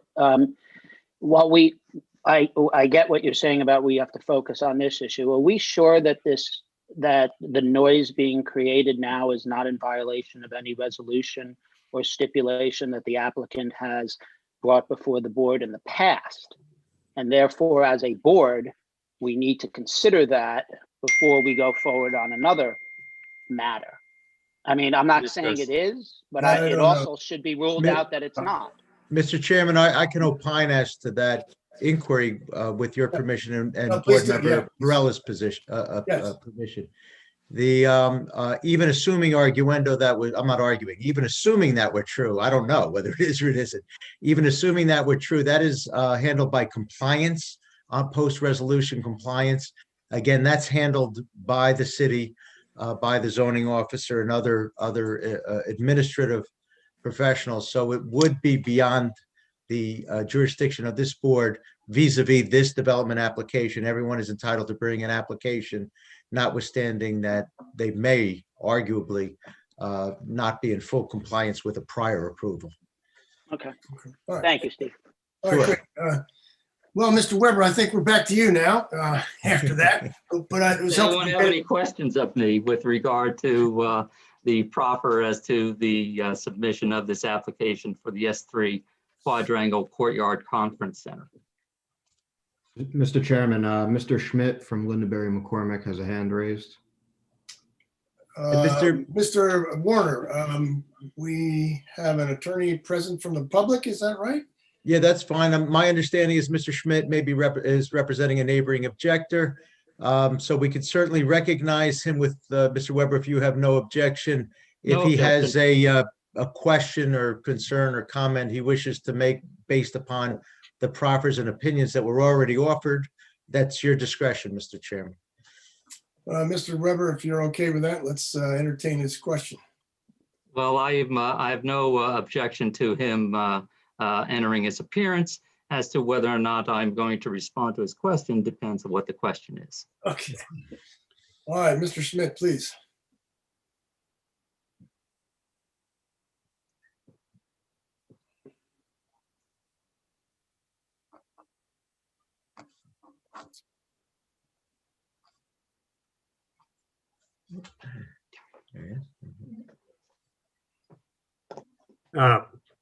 I think I'm on now, Mr. Chairman. Thank you. Yes. Mr. Chairman, as Mr. Warner introduced me, I am John Schmidt. I'm an attorney with Lindenberry, McCormick, Estabrook, and Cooper, and I do represent a neighbor, Francesca McBride. She resides at 249 Kent Place Boulevard in Summit. And I just want to comment on the discussions that were had between council concerning the relevance of other noise issues that may arise. I do believe that there were representations made in prior board meetings, and I have some of the resolutions that in fact reference noise and how Bristol-Myers Squibb was going to handle that noise. And I think it would be appropriate for the board to consider the concerns of the residents in connection with determining whether or not the applicant's witnesses are being truthful when they're presenting their testimony, particularly with regard to noise issues. There are credibility issues that go into determination of any witness's credibility.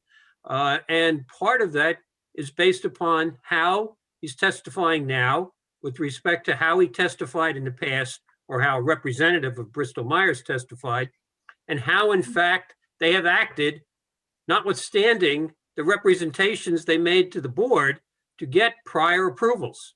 For that Mr. reason, I Schmidt, think that Mr. Schmidt, can I ask you, with the chair's permission, if I can just ask you, if you're asking whether or not you'll be able to cross-examine witnesses and utilize other documents, including potentially a resolution of approval from a prior application, if that's what you're asking, my opinion is that the board should allow you that opportunity in your cross-examination, certainly.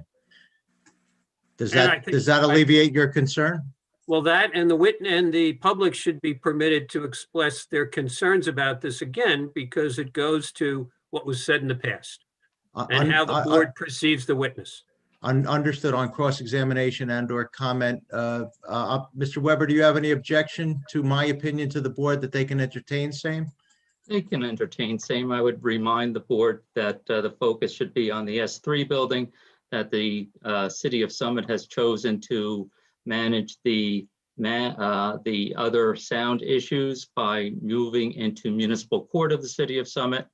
And as a result, that overall view as to the enforcement compliance that you had indicated, consistency with prior resolutions is all part of the enforcement that is allocated to the governing body, and that is through NJSA 40:55D-18. And the governing body moves through its executive officer, the zoning officer. All So, right. So if I may, I believe, I don't know whether there's feedback, but I believe you have an affirmative from applicant's counsel, and that is my legal opinion to the board. So that should alleviate your concerns, Mr. Schmidt. You do represent McBride, 249 Kent Place Boulevard. So as you know, you'd be doing the cross-examination rather than your client. But of course, your client retains the full right to make public comment in addition to being represented by counsel, correct? Yes, thank you very much. You're welcome. Gentlemen. Back to you, Mr. Chairman. We could proceed with the witnesses.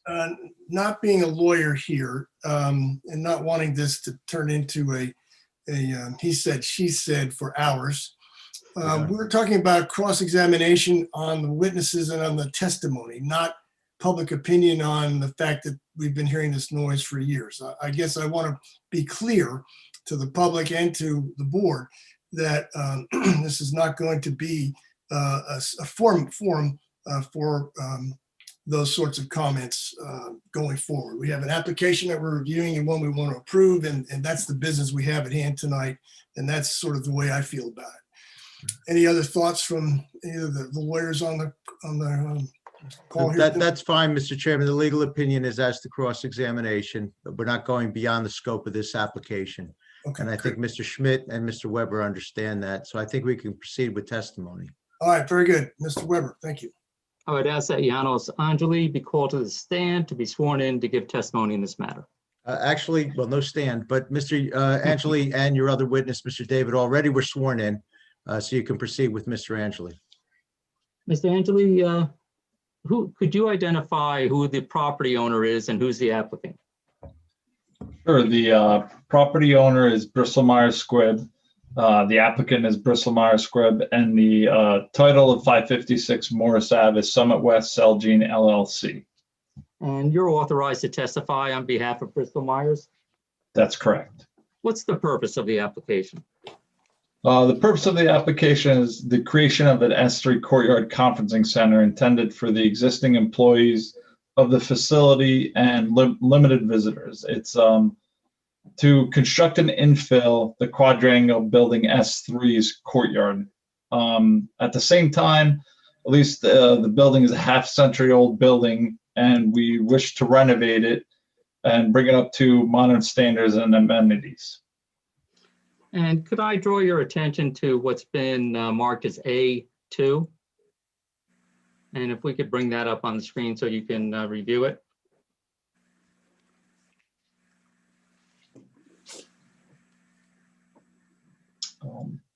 Yep.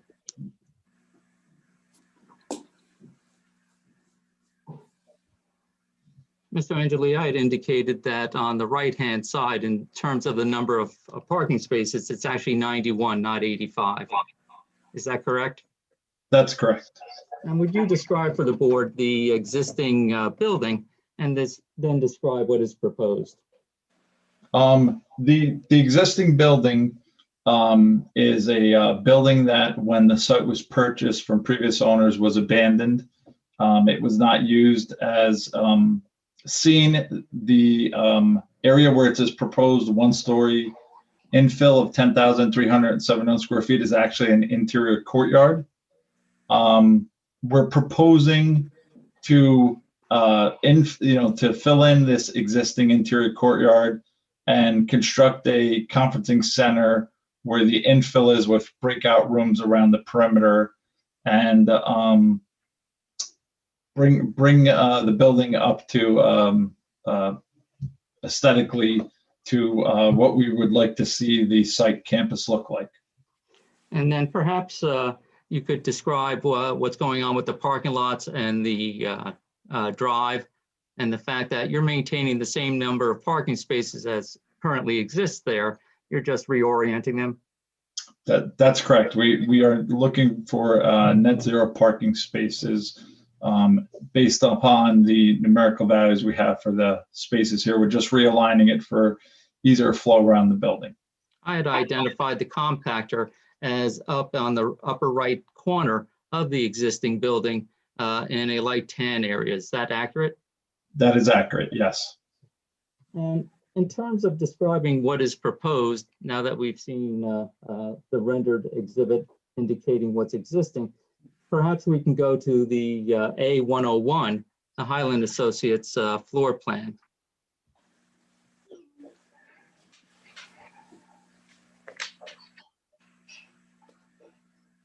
And A101 would have been part of the original applications that were filed with the application, and those floor plans should be available in terms of providing the diagram of the conference room with the breakout rooms that you've described.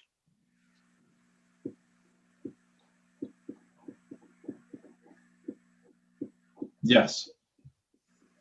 We're just waiting for 1 second. Just give me 1 second, please. for those plans to be brought up. There's a significant number of plans that have been filed with this application.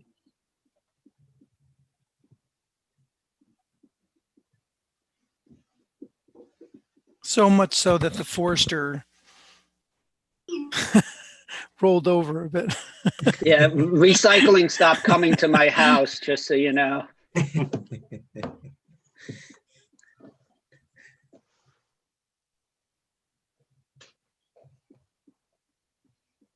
I know some municipalities are going to ledger size 8.5 by 18 for the plans to be reviewed by the board members if the board members aren't comfortable with the electronic versions.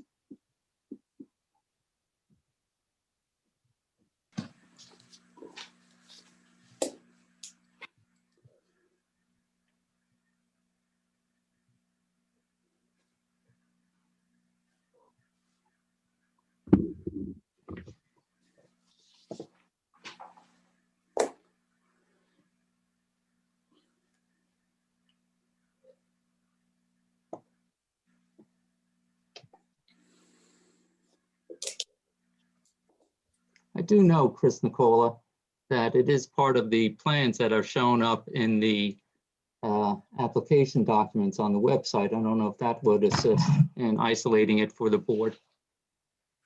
Yeah, you want me to pull it up for you? Why don't we do that?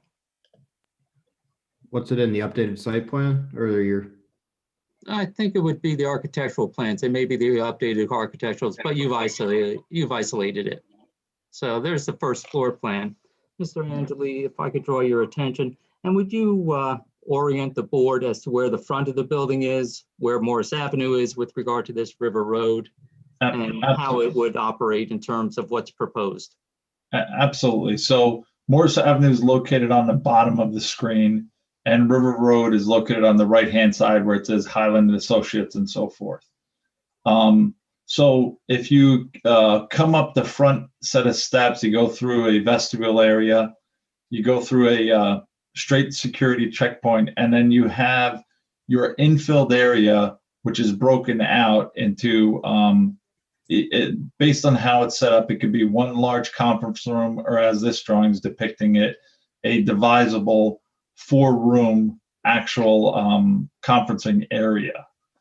On the perimeter of those rooms, as you go to the right, you have breakout areas and conference rooms located on the first floor. Along the right-hand side, you have 3 larger conference rooms. If you go over to the left-hand side, you also have 3 larger conference rooms. And then closer to the larger infill area, you have some smaller breakout rooms and storage area for, as depending on how they set up the area where additional chairs and tables and so forth would go. You also have on the top left area is another entrance point from inside the property. You could come in from the back corner of the building and accessing it, and then you could come down, and then there's a common hallway surrounding the perimeter to allow you to circulate, so you could go to different rooms for meetings and so forth. And there's a catering availability with connection with this, correct? That's correct. That's correct. There'll be some food prep area and catering, specifically just to serve any of the functions that go on in this conferencing area. You have meeting areas as well, so that people would congregate before they're brought into the conference rooms. Is that correct? That's correct. Now, questions have been raised by the by the board's professionals as to the usage of these conference rooms. And can you describe for the board and who's intended to be here? How many, who are you expecting to have here? Will you ever have this completely filled? That sort of question. So similar to our existing conferencing centers that we have at the East Campus, we have quite a bit of internal meetings. Sometimes sales teams come to have their larger meetings here because currently some of our divisions are greater than 100 individuals. So we have training seminars in our existing conferencing rooms. We have several times a year, we have a town hall get together, which correlates with some of the announcements that are going on at Bristol Myers. It could be our CEO talking respectively to all of the individuals who are located at the Summit campus, and it would be used for something like that to have a global town hall and so forth. How many times would you expect the entire conference room to be used in a year? I would say there would probably be around a dozen to 15 times that you would have a large event inside that conferencing center. And in terms of the availability to manage the parking that would be associated with this, is there a surplus of off-street parking on the site? I believe there is. And is that amount of the surplus, if I have the number correct, 1,548 spaces over that's required by the ordinance? Yes, that's correct. And you have a parking deck that would be able to supply the necessary off-street parking to accommodate any usage of the conference center to the extent it was occupied for a large gathering. Is that correct? That is correct. With regard to the improvement affecting the employee population, are you expecting it to affect the employee population one way or the other?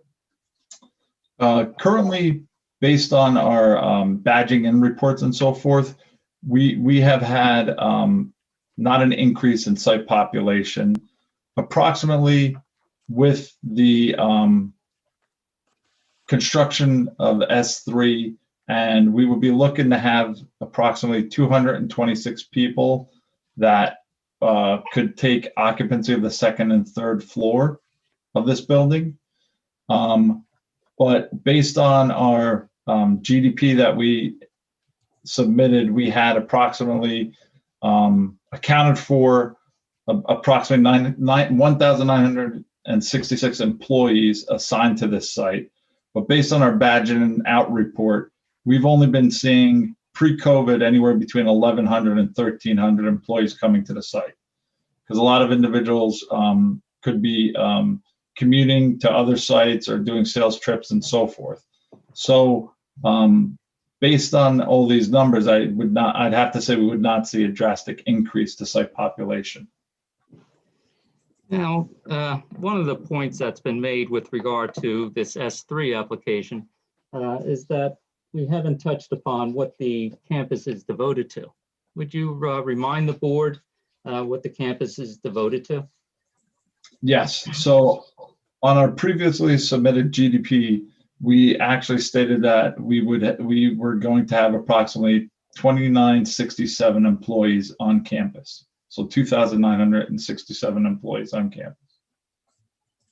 And now what you're seeing is approximately pre-COVID, 1,100 to 1,300. That's correct. Then there's a CAR T therapy that is produced on site. Isn't that correct? Yes, there is. What is CAR T? So CAR T stands for chimeric antigen receptor therapy. It's a type of groundbreaking cancer treatment that utilizes the patient's own immune therapy to attack cancer cells. So far, it's been proven extremely effective against pernicious blood cancers such as leukemia for patients where the standard treatments have been unsuccessful. And in terms of when you say unsuccessful, then this is a type of treatment that is in effect a last-ditch treatment. Is that a fair statement?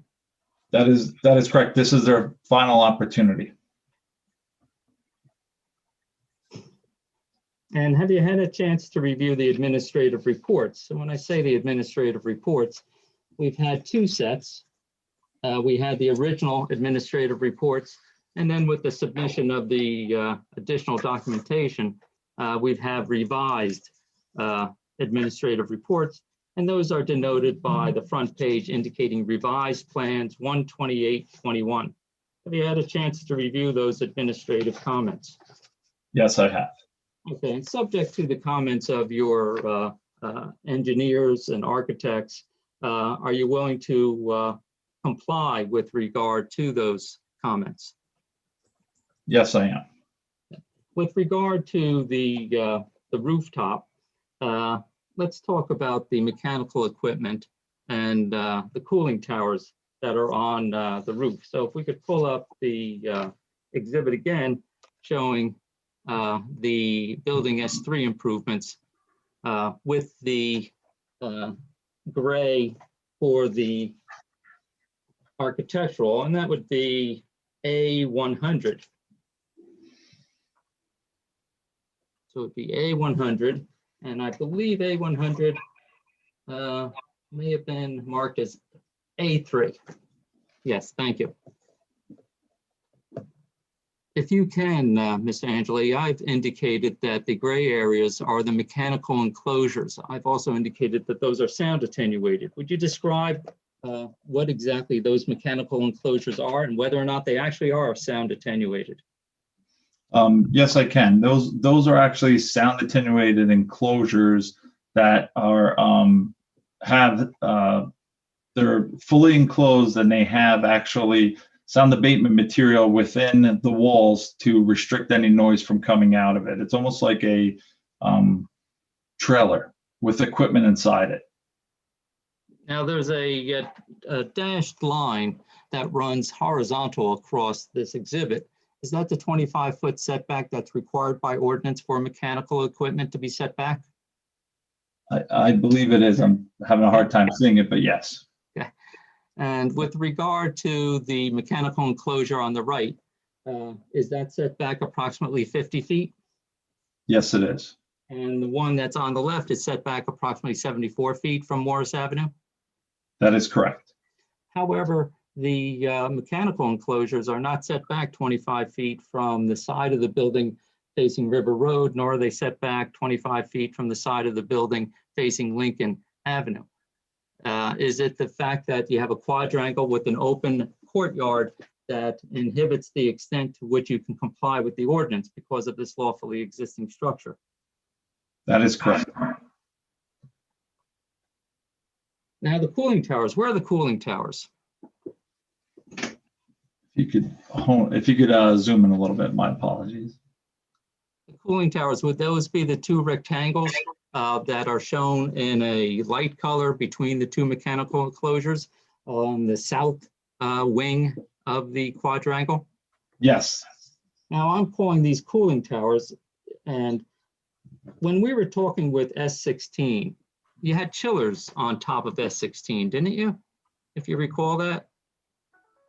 I believe we do. I think they're ground mounted, if I remember correctly. Yeah, I'm not sure exactly, but you had a type of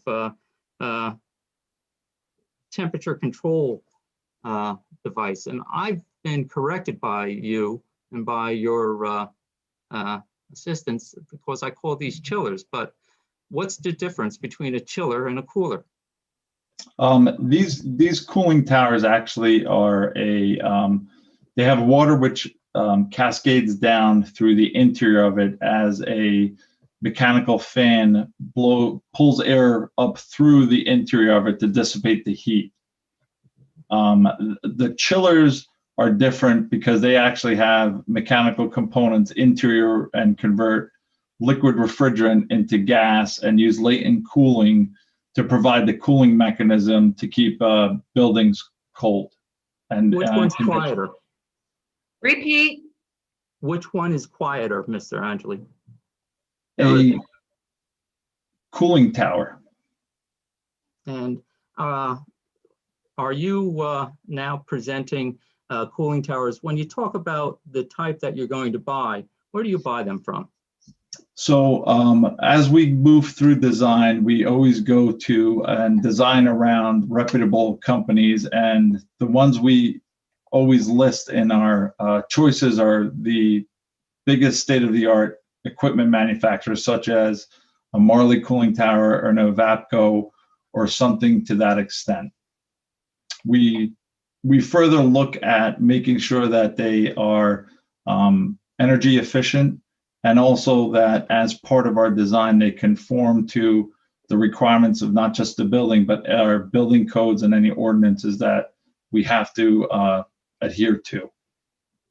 Now, are you going to buy the standard model, or are you going to buy a model that is quieter than what would be the standard? To conform to the city's sound ordinance, we are going to make sure to specify one that is within the guidelines of the sound ordinance. So we're going to buy a low decibel cooling tower, as I call it. Now, how do cooling towers achieve a lower decibel rating? What's part of a cooling tower that actually works that way? Sure. So some of the ways they designed the cooling towers to maintain a lower decibel rating is to have ones that rotate at a slower speed and have additional blades on the actual fan motor, so that design-wise you're still getting the correct airflow to give you the temperature differential on the water. So based on something rotating at a lesser RPM, it has a lesser decibel sound coming out of it.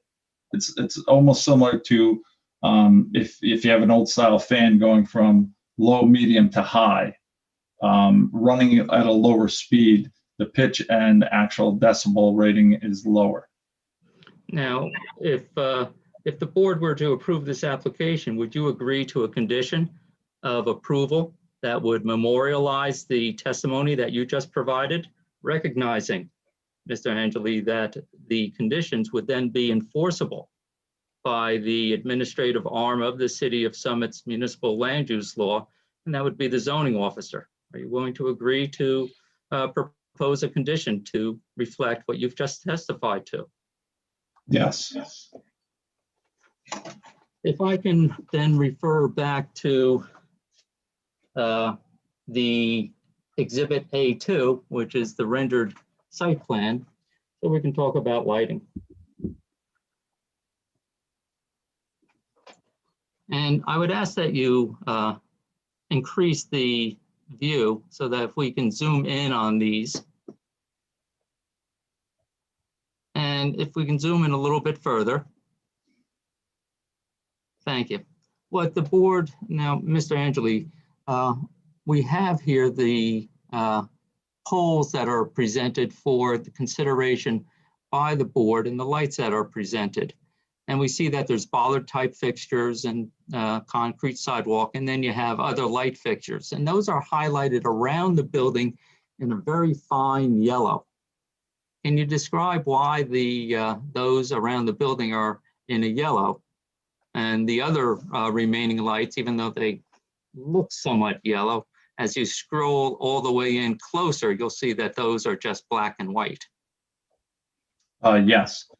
So based upon this building being used more for office use and so forth, and not being occupied in the evening hours, we are proposing that our bollard light fixtures are illuminated from dawn to dusk, because security will do rounds inside this building to make sure nothing's going on. And they're having out. You mean dusk to dawn, I mean, right? dusk to dawn, sorry, dusk to dawn.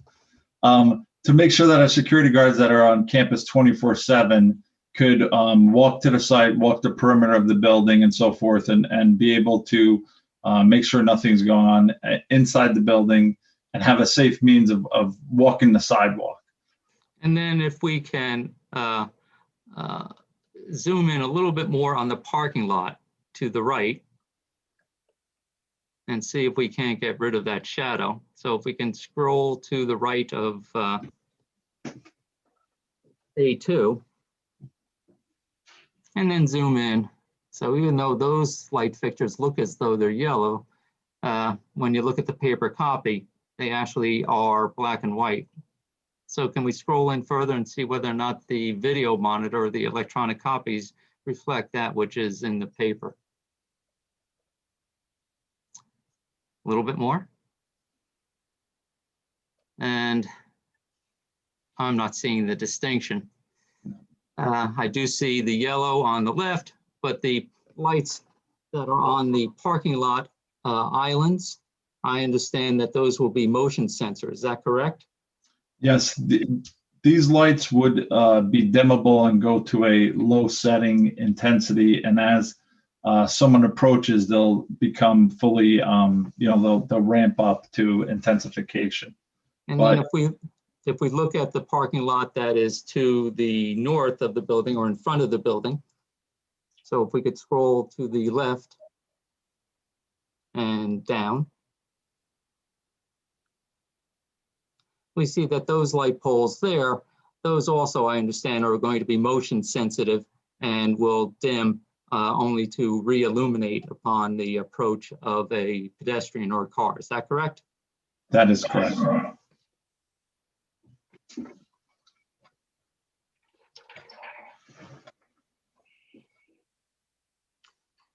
And have you retained professionals to assist you with this project? And if so, can you identify them? Yes, I did.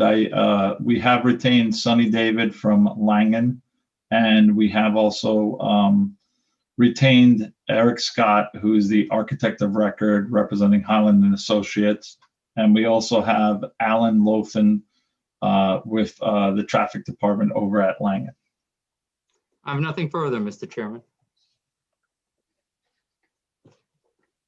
So,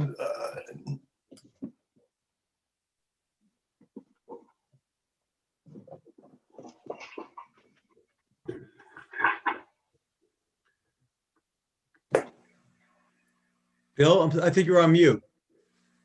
I'm on mute. You've concluded your testimony, Mr. Weber? For all of the Yes. witnesses? All the Yes. witnesses? Okay. all Well, right. of Mr. Angeli, Okay. and would refer him to the board. How many more witnesses would you have tonight? One of the things we're trying to do, Mr. Weber, is to perhaps run one or two witnesses and then maybe have questions from the board to sort of speed things up a little bit. What would be your next witness? Who would be your next witness? The next witness would be Sonny David. He'll be providing the engineering testimony in connection with this. His testimony will be a little bit more detailed and a little bit more thorough. So in that regard, that also is going to be in response to the astute and perspicacious report of Mr. Dewar. Right. So it's maybe 45 minutes. All right. So given that that's fairly lengthy, let's see if board members have any questions of this witness, Mr. Anginelli.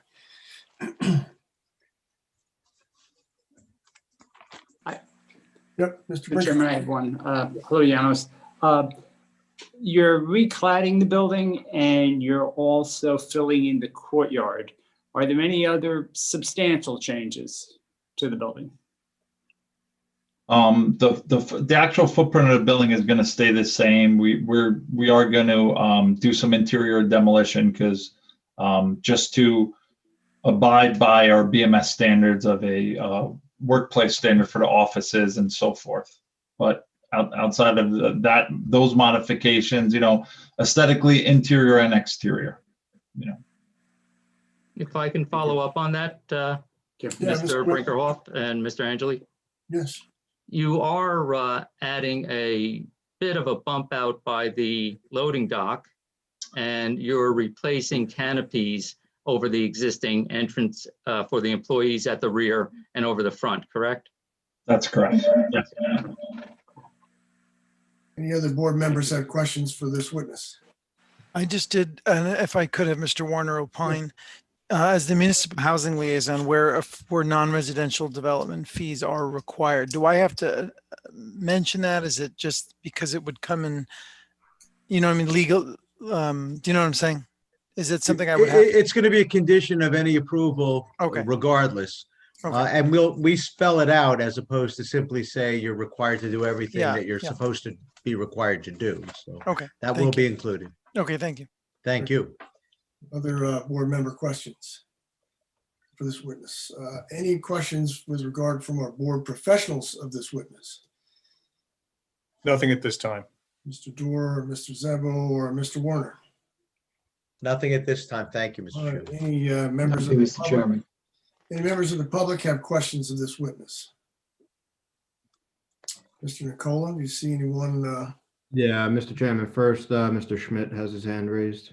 All right, why don't you recognize Mr. Schmidt? I don't see him up here. Is he up here? Oh, there he is. Yeah, I see. Mr. Schmidt. Thank you, Mr. Chairman. Mr. Angeli, I just want to go over some of your testimony, if I may, and then some additional questions. Did I understand you testify that there are currently 1,048 parking spots on site?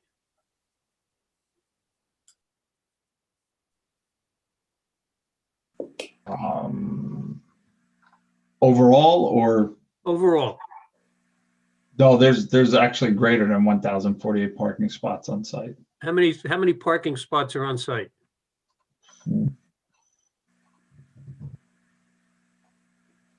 Off the top of my head, I don't recall. Okay.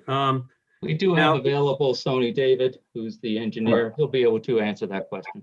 All right. In your testimony on December 17, 2018, when you moved before the board for an amendment of the general site plan, you indicated that at that time there was approximately 1,700 employees assigned to the site, and that the proposed population through 2023 would be approximately 3,000 employees.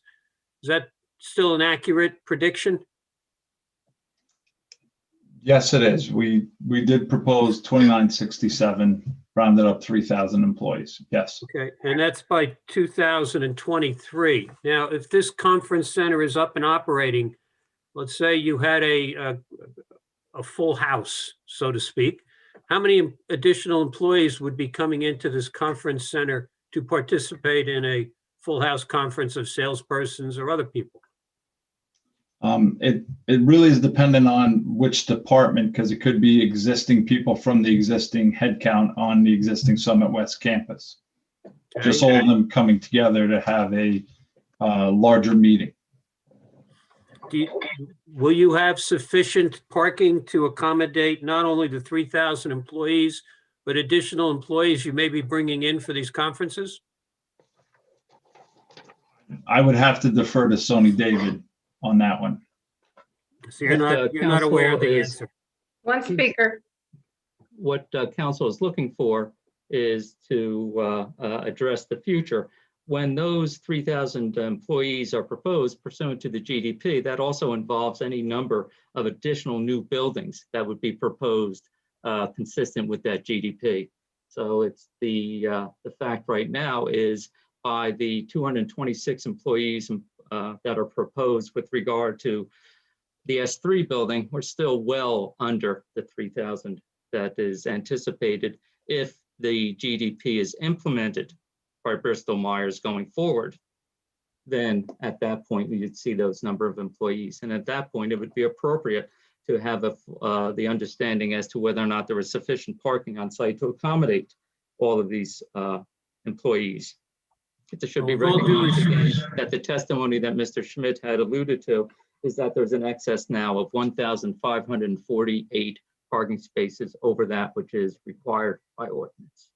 Well, with all due respect to Mr. Weber, the testimony in 2018 was that by 2023, there would be 3,000 employees.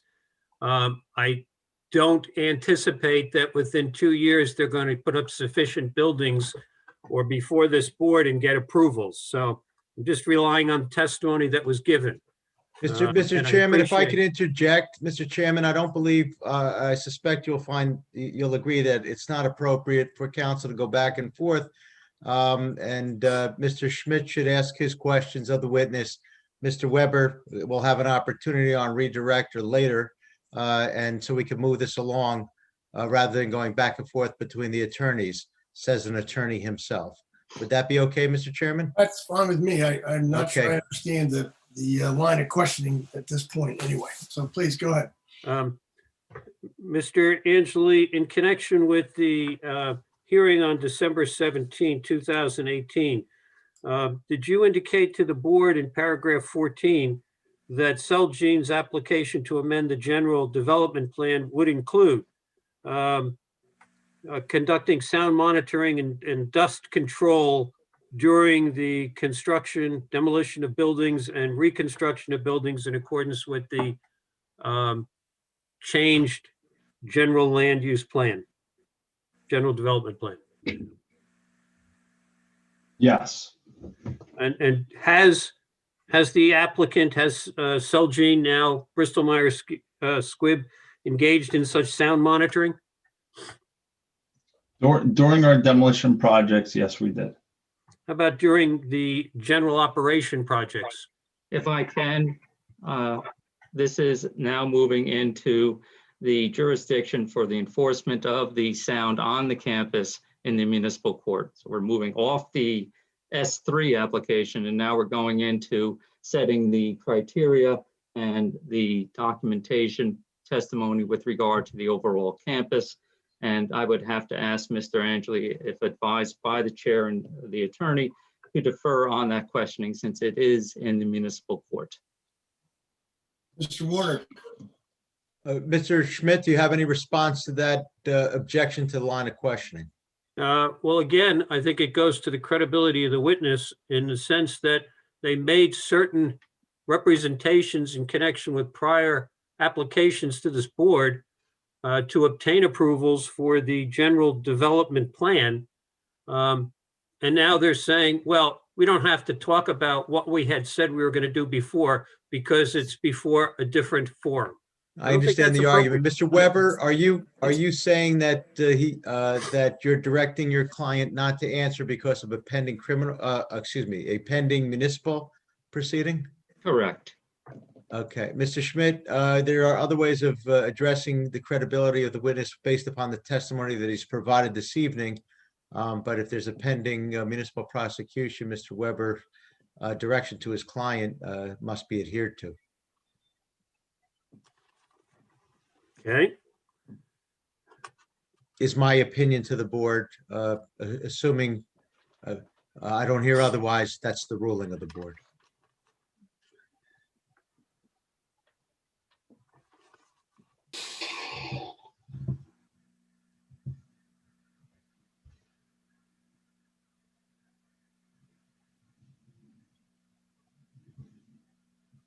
Just give me a second, please. Will this new building have loading docks, Mr. Angeli? It does have one delivery dock, yes. And what type of trucks would be delivering to that building? Small box trucks. It would be just your routine in-house delivery of items that need to resupply the building. And will those trucks, to your knowledge, are those trucks, same size trucks, type of trucks currently delivering to the facility? I believe it would stay the same. And so the current trucks that are delivering to the facility use a backup beeper on a regular basis? I believe they do. So now the trucks delivering to this new building, S2, would also be using the backup beeper, creating the same or more noise with deliveries. Fair? I wouldn't know if it would be creating more or less noise. Be creating noise though when they back up, correct?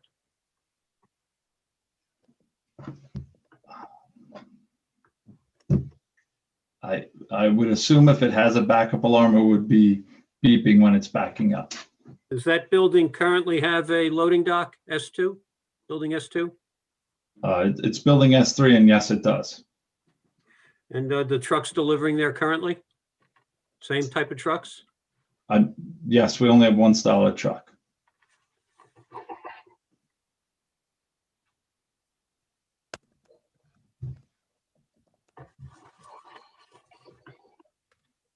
In light of neighbor complaints about the backup noise, has Bristol Myers Squibb considered any alternatives to trucks delivering to building S3 to alleviate the backup noise? Objection as to the framing of the question.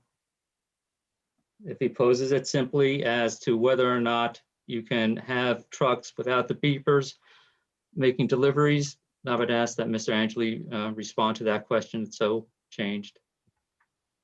Well, I think the question is, have they considered any alternatives? The objection was clearly to the front part that said that they weren't adhering to it and it was a problem and there were complaints. But I'll rephrase. But you don't have to. I think Mr. Angeli, just answer the question as to whether or not you've considered doing anything with respect to trying to minimize or avoid backups, backup beeping. I believe we will look into it.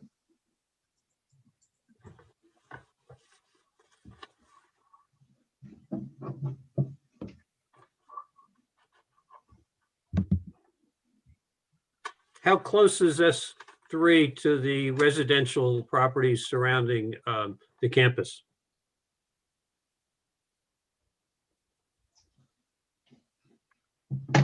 It is approximately 500 to 600 feet away from Lincoln Highway and Madison Avenue, which is, I believe, one of the closer residential areas.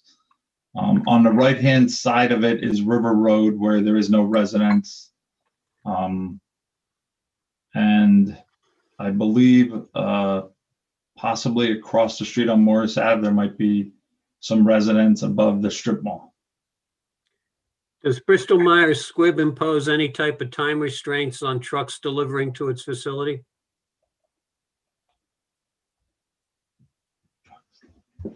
If that's related to S3, you can answer that with regard to S3. I asked them generally first.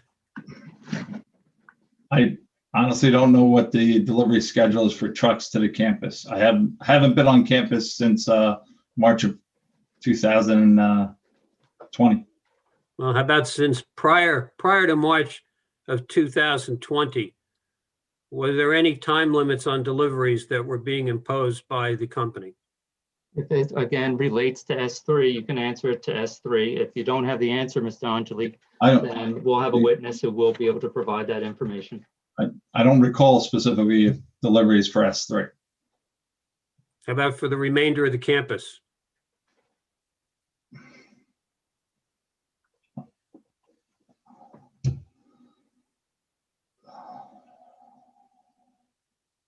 If you know. And again, this is part of a GDP that's been previously approved by the board. I would remind the board that we're addressing the S3 application that's currently before it. Off the top of my head, I don't recall. I have no further questions. Thank you. Mr. Chairman, I think you're on mute. Witness, Mr. Weber, ready to present your next witness? Mr. Any members of the Chairman, public, I guess? we need to see if there's any other public who has any Any questions. members of the public that have questions for this witness, Mr. Angeli? Mr. Nicola? Yeah, we have a few hands up. First is Abe Caspo, and he's getting promoted now. Okay. If I may, each person has to give their name and address, and then we're asking questions only of Mr. Janos Angeli, based on the testimony he provided only. So we have our first, or I should say our second questioner. Can you give us your name and address, please? Once we have you. Mr. Casbo, you're on mute if you're trying to talk. There we go. All right, how about now? Great. You're good now. Please give us your name and address. Abe Casbo, 253 Kent Place Boulevard. And your questions for Mr. Angeli. Yeah, thank you, Mr. Warner. Thank you, Mr. Chairman. Good evening, everybody. Mr. Angeli, you've described the physical material that makes up the mechanical enclosure on top of S3. You've also talked about the reputable vendors that you work with. Can you tell us why we should believe that the cooling tower and the mechanicals that are being installed on top of S3 are not going to contribute or to be more highly accretive to the noise that's already being generated, from campus? Again, objection. He can respond to the cooling towers and as to the sound attenuation of the mechanical enclosures, but an objection as to the remainder of the question.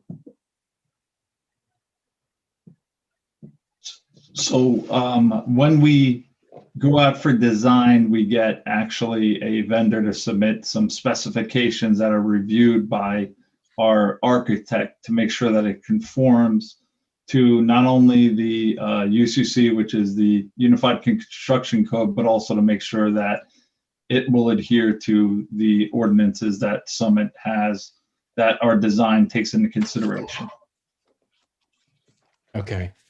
I have another question. So in the resolution of the general development plan approval by this board, you acknowledged that Celgene at the time, and now Bristol Myers Squibb, would, quote, had received noise complaints from neighbors regarding a cooling tower in front of S11.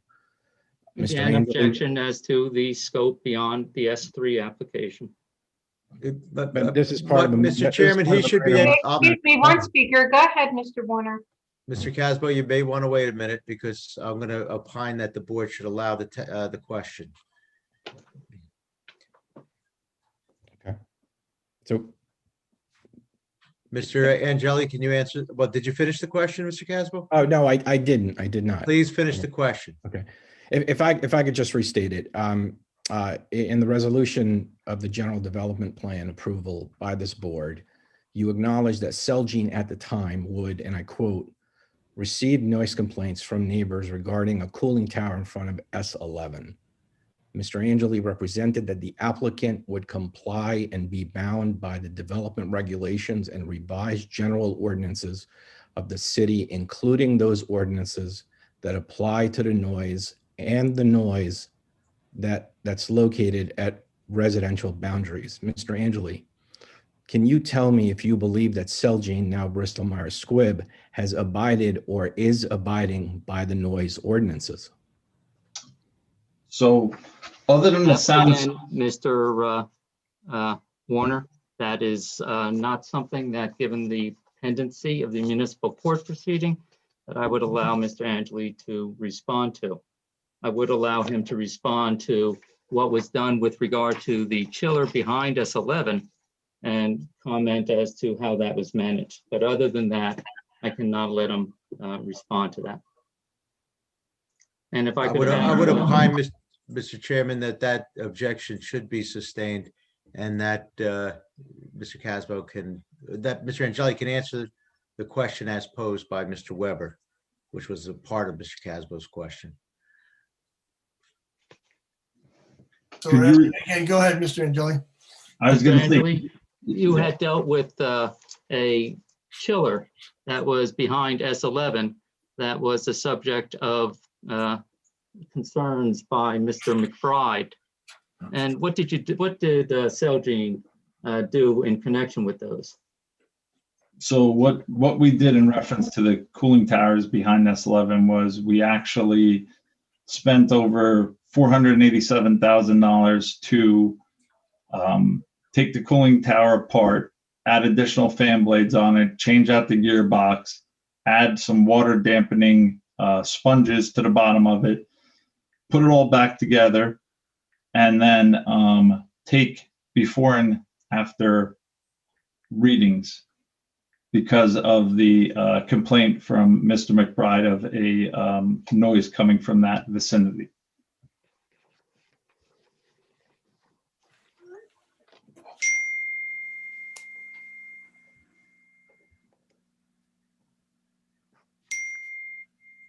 Mr. Casma, do you have any further questions of Mr. Angeli?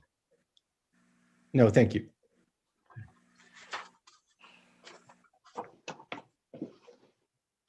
Mr. Chairman, do you want to see if there's any other members of the public? I think Any there were other a members, couple. Mr. Nicola, that would like to have questions of this witness? Yeah, next is Lisa Dixon. Okay.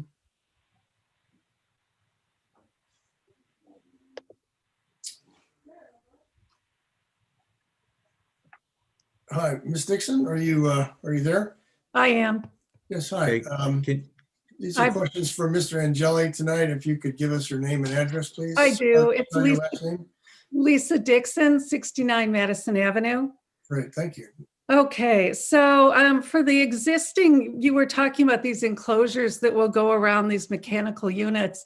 Are those enclosures around the mechanical units that are on the roofs currently? Currently on the S3 roof, there are not mechanical enclosures. How about on other roofs? I'm trying to figure out how effective those mechanical enclosures might be. And so I'm wondering, are there enclosures around other mechanical things on the roofs and the campus? I would ask again that Mr. Angeli not be allowed to answer that question, given the pendency of the municipal court proceedings. Mr. Weber, I candidly don't see how that would be prejudicial to the pendency. It's a factual issue whether there's enclosures around the other equipment. It's relevant to this application and to the enclosures, particularly if they're the same or different. So I would opine to the board that the question should be answered by Mr. Angeli. I mean, it seems like a reasonable, limited question to me. Very good. I have Mr. not. Angeli? Yep, absolutely. I have not personally been on all of the rooftops of our existing site. Mr. Angeli, you and I have had a lot of interactions, and I believe you know those rooftops pretty well from what you've told me in the past. I'd ask again, are there enclosures on the units on the rooftops? Mr. Angeli has answered. Well, I think it's a fair question, Mr. Weber. Other than S3, it wasn't answered yet. So he indicated that he wasn't sure. He hasn't been on enough roofs to do an Mr. inventory. Weber, you're answering, and that's not what he said. It's inappropriate. What we can do is provide. He said he that hasn't been on. He said he hasn't been on all the roofs, Mr. Weber. Hi, this is I think you should Samantha. answer the question. This is Samantha. If I may, I think that may be something that Sony David could discuss when he has a chance to testify. No, she has the right to ask the question of Mr. Angeli. He has the obligation to answer one way or the other. If he doesn't know the answer. Yeah, but you're not suggesting an answer to him, I'm sure. So why don't you let him answer the question? So one of the roofs I have been up on, which is the S4 roof, does have a mechanical enclosure. It's actually a penthouse, which has all the mechanical equipment within it. But some of the other roofs, which have lab discharges going on there, we have to get a roof permit to go onto. So I have not been on them for that reason. And we have not had to put anything on them. So I had no purpose to go up on the roofs. Is there any reason to believe that there would be any noise emanating from the additional cooling units that you would be putting on S3? We would go and have our professional acoustical consultants review the specifications to make sure we conform to the ordinance. And I have concern about that because you talk about conforming to the ordinance, and there is a question that comes with this, conforming to the ordinance. But if the ordinance is 55 decibels and you're at 54, the fact is it's extremely disturbing to the neighborhood. And I'm sorry, so Ms. Dixon, if you're going to have to ask a question. Okay. My question is, would there be noise emanating of any kind that would be heard by the surrounding neighborhood? I wouldn't know that answer because I think it's subjective to what someone considers noise. I'm not a Would there be professional. sound that we could hear from Madison Avenue that would be emanating from that additional mechanical on the roof? I wouldn't know yet. And if there is, what would be done about that? If there is, we would look to adhere to the ordinance. So does that mean if it was not 55 decibels, if that in fact is the ordinance, that there would be nothing done? Could you repeat that? So if the ordinance was 50. So if the ordinance, whatever the ordinance is, if it's a decibel below that, but it's disturbing the neighbors, which is in fact an issue with other ordinances, would you plan to do anything about that?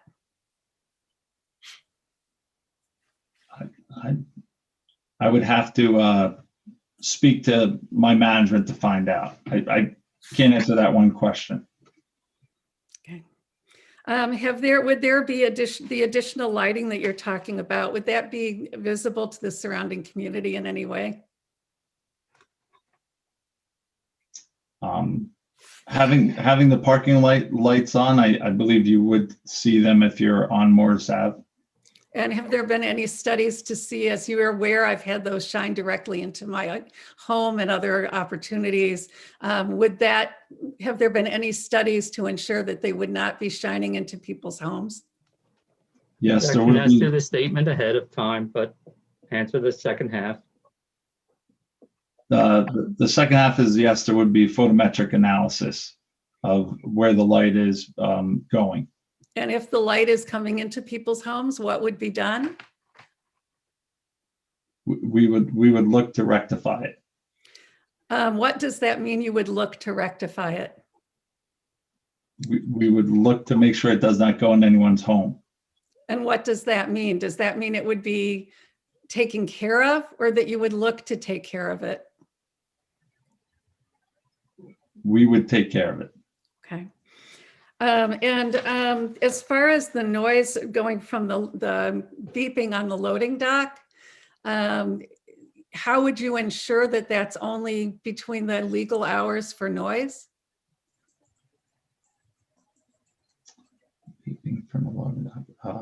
So there's beeping trucks at the loading dock, and you said there would be a new loading dock added on S3, which would certainly add additional noise, which could be heard on Madison Avenue. Or I'll ask you, will that add additional noise that can be heard on Madison Avenue?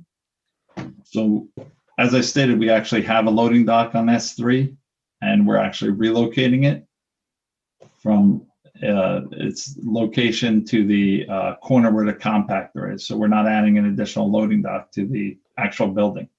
Will there be any additional trucks going over there, or additional hours? Not that I'm aware of. So as far as you know, your understanding is, or I'll just back up. So what you're saying is there would be no additional noise from trucks at the loading dock? I would be unaware of it. I don't know how to answer that. Okay, what would you do if there was additional noise that could be heard on Madison Avenue?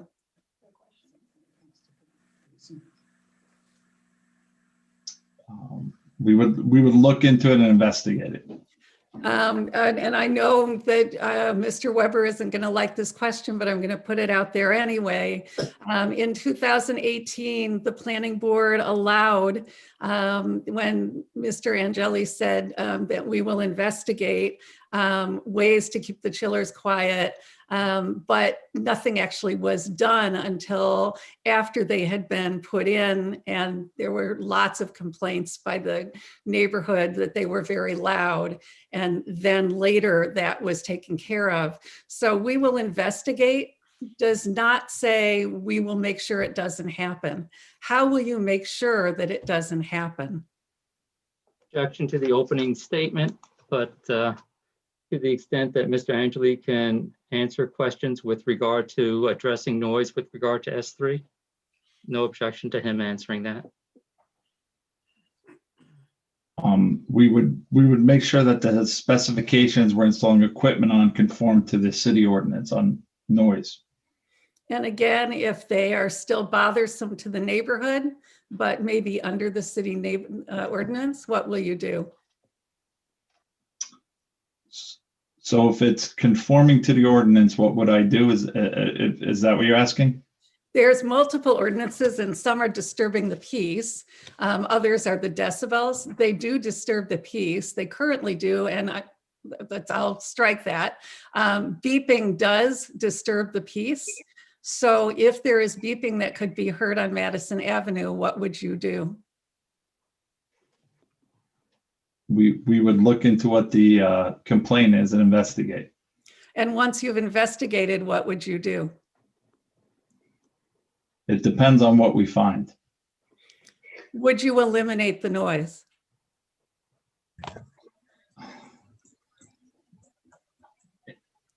This is a residential neighborhood. It's a fair question. Would you eliminate the noise? If I can, he's answered this question. We're going through it again. He indicated that they would adhere to the ordinance. To the extent that there were additional complaints, they would investigate, and then depending on what the investigation showed, make a decision at that point. Mrs. Dixon, in fairness, it's a very speculative question as to if and when something happens that they're not required to do something, what might they do? In fairness, I think you've exhausted that line of questioning. All right. All right. My last question is, you talked about a compactor. Will there be noise from that compactor? It's a mechanical piece of equipment. I don't know if I'd say noise. It's like starting up a car. There's an engine in it, and when it compacts it, it makes some noise. And would that be able to be heard in the surrounding community? I don't know. I'm not a sound expert. Is there something that could be done to ensure that there would not be sound from that could be heard by the community? We would make sure and look into that it, as it's operating, conforms to the ordinance of noise. Okay, I'll hold the rest for further comment. Thank you. All right. Mr. Nicola, anyone else, any other members of the public have questions for Mr. Angeli's testimony? Yeah, next is Elliot Fishman. Mr. Nicola, do you have an idea of how many people are in the queue? I have two more hands up after Mr. Fishman. All right, okay. The reason I asked that question, Mr. Weber, has to do with Mr. David's testimony. You indicated that he had 45 minutes of testimony. It's now 10:45. So let's see how we do with these questions from the public for Mr. Angeli and his testimony. Certainly, Mr. Chairman, and I'm sure that Mr. Warner would advise the chair that under the municipal land use law, you have the ability to restrict redundant and repetitive questions, redundant and repetitive testimony. Yes. It'd be redundant if I reminded him of that. He knows that. And no, but that's a good point. We like to keep the questions so they're not asking the same question over and over again. All right. So, okay. Mr. Fishman, your name and address I for the will record. need a break pretty soon. All right. Can you get to 11? I'll be quick. All right. Okay. I'll be quick and respectful of everyone's time. Okay, Mr. Fishman, how are you tonight? Good, thank you. Elliot Fishman, 34 Webster Avenue. Mr. Angeli, I almost dropped my pen when did I hear you right? Did you say that you are not an expert in noise? Was that on the record right at the end of your last testimony? Yes. So if you're not an expert on noise, why are you here before the board and the public answering any questions on noise?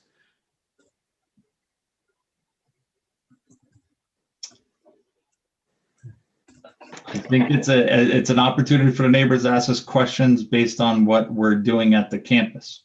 No, my understanding is a quasi. Mr. Fishman, he Yes, sir. testified as a fact witness. Got it. He was asked questions about noise, but his testimony was fact testimony, not as an expert on noise or anything else. Okay, thank you for clarifying that. Then a question for Bristol Myers attorney. Will you be bringing an expert on noise, not just a fact witness on noise?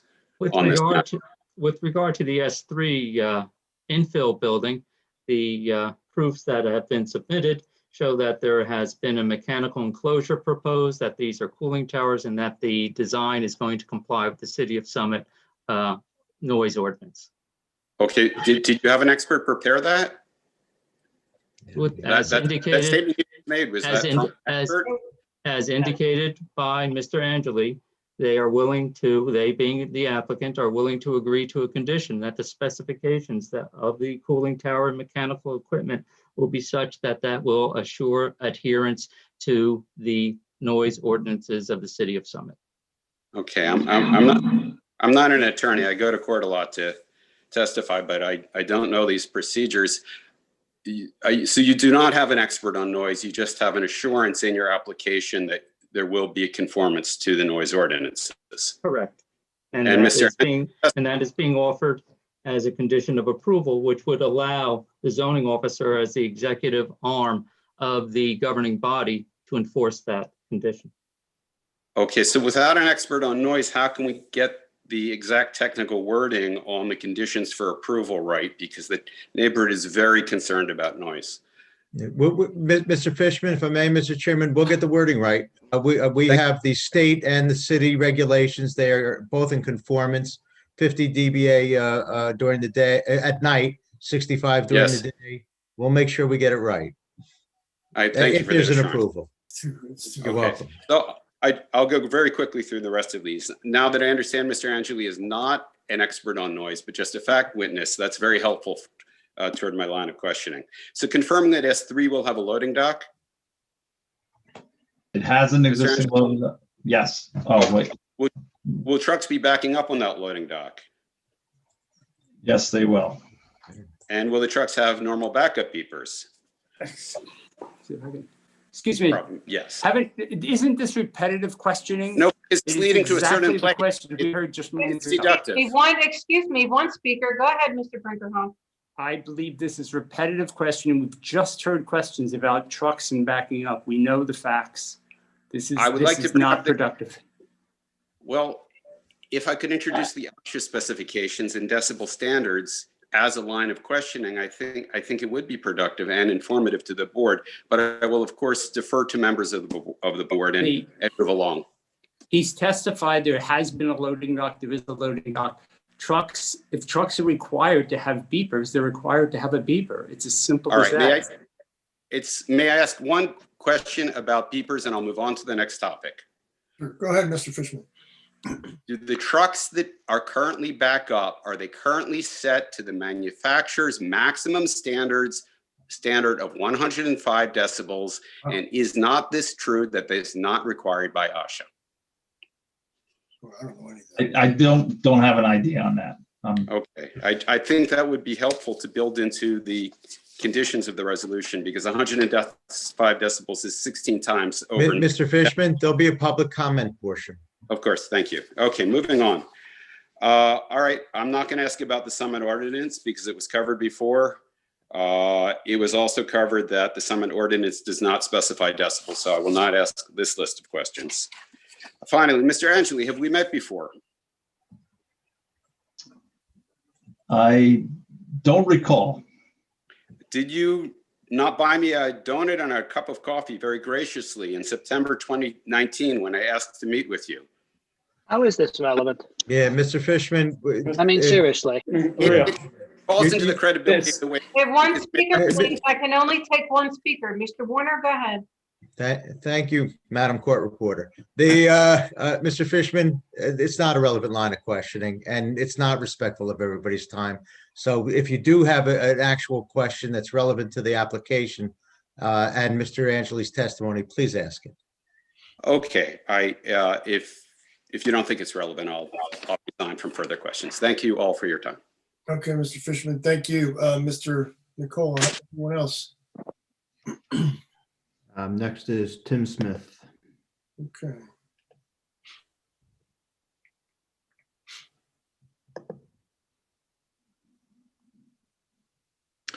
Hi, everybody. Thanks for hearing some of the comments.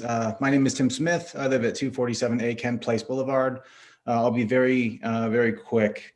I've got 3 quick questions. The first is, I don't understand the standard meant to alleviate, among other factors, the variance that is for the setback of the mechanical rooftop devices. Is that related to sound, or is there another reason for that standard? Why is Maybe it? Mr. Weber can address that. The understanding with regard to the setback of mechanical equipment is for visual purposes. So that as you're looking at a building from Morris Avenue, the ordinance prescribes that you're back 25 feet. The mechanical equipment here is set back 50 to 75 feet from the roof edge. On the side by River Road, it's 4 feet back. And on the side by Lincoln Avenue, separated by S2 and S4, it's again around 4 feet setback. Okay, so that's visual, not sound related. Okay, thank you. And then the enclosure for the trash compactor that you're seeking a variance for, would not an enclosure reduce machine noise that would be generated from that machine? And should a variance for that be permitted, given that it is mechanical noise that would be generated from the compactor? As BMS has indicated, they're going to agree to a condition with regard to the specifications of the mechanical equipment on the roof. I can inquire to them as to whether or not they would agree to the same sort of specifications and address the enclosure. We can find the compactor, so we can understand how often is it being used, what would we expect. And again, we have the civil engineer who is expected to provide a lot of the expert testimony with regard to these questions. And this will be something that give him food for thought. Okay. And my last question is related to the cladding removal and the construction. Some of those trucks, I presume, will be contractors. So some of the tractors, I presume, for the construction and the digging out, if necessary for the construction, will include reverse alarms. I've noticed, being very close to Bristol Myers Squibb campus, that some large trucks do have backup alarms and others do not. It's been noted by some of my neighbors that the backup alarms are disturbing to work and school and concentration in general. What I would ask is that if it is possible to take into account whether those reverse alarms are actually required or not. Again, some trucks do have reverse alarms and some do not already operating on the campus. For the construction proposed, it would be great if the board would take into consideration some of the additional machine noise there, specific to codes 3.81B5. One's related to sound that's produced by machine, such as beeping noises. And the other one is 3.8.1B6, and that's related to machine noise. And neither one of those are decibel specific. So those two town ordinances would be important as it relates to the trash compactor and some of the construction noise. Those are all my questions. Thank you. To the extent that that goes beyond the S3, then there's an objection to that. But with regard to the compactor and the alarms that are actuated when a truck is in reverse, I believe that Mr. Angeli testified that they're going to examine whether or not they can address that as part of S3, and then let's find out how often these this compactor is being used. How often do they expect deliveries? And whether or not at that point, then the board would consider a condition that there be compliance with the ordinance in terms of the compactor. In terms of construction, the ordinance also prescribes that there are only certain times during the day that you can have that construction. And BMS, believe me, is going to adhere to that ordinance. If I may, all ordinances certainly will have to be complied with. And Mr. Weber, maybe your engineer can address that further on his time. I think that's a good point, Mr. Warner. Thank you, Mr. Smith. Mr. Nicola, anyone else? Yeah, next is Eric Mannion.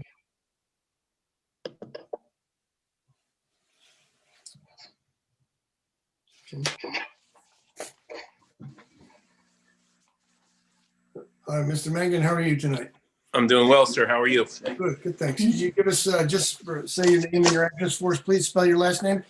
Sure. Eric Mangan, M-A-N-G-A-N, 5 Lincoln Avenue.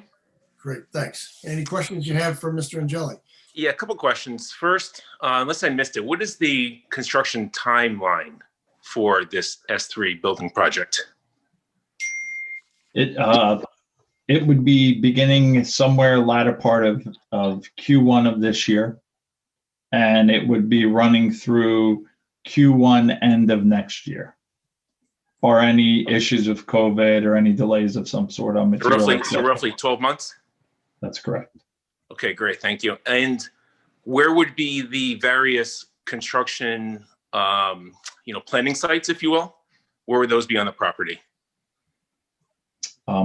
What do you mean by like, where I don't know, where truck deliveries and staging sites and whatnot, whatever the proper term is.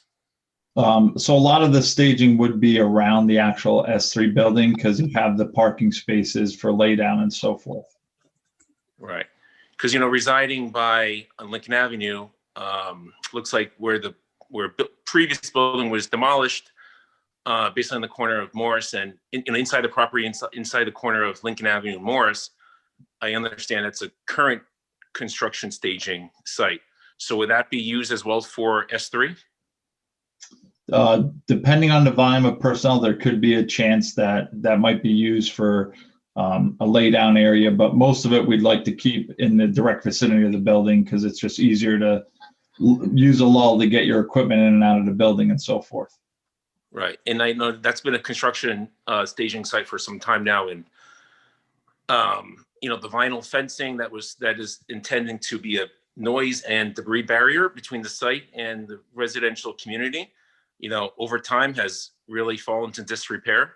So will you guys commit to, making sure that, those barriers are upkept, not just for the current project, but also for this proposed S3? Yes, we will.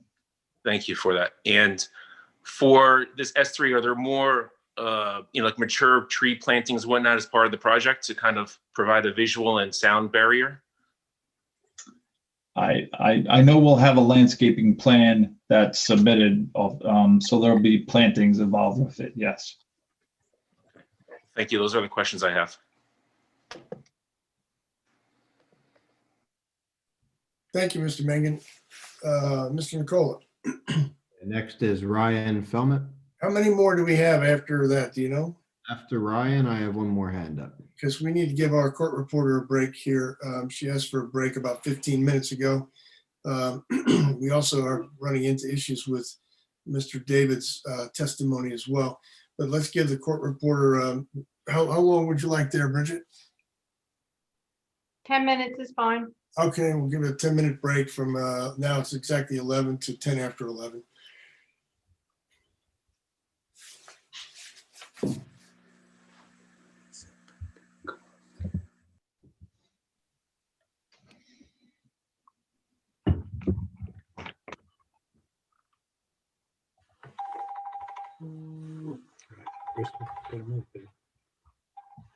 Yeah. Hey, it's gonna be a long night. It's gonna continue going.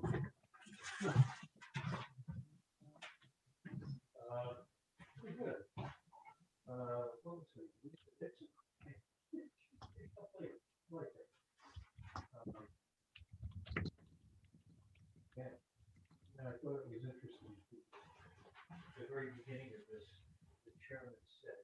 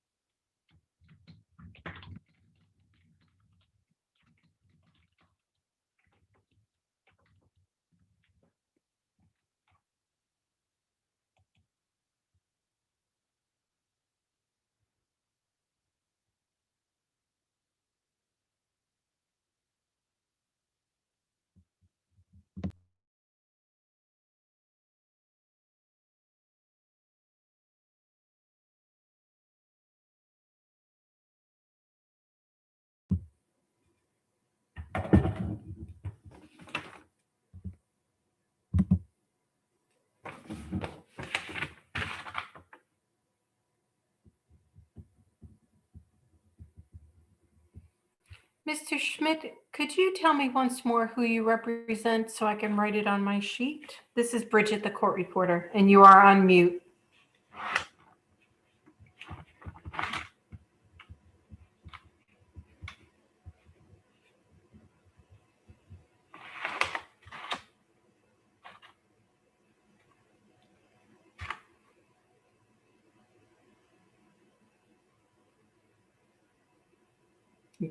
You're on mute if you think you're talking to me, or maybe you're talking to somebody else.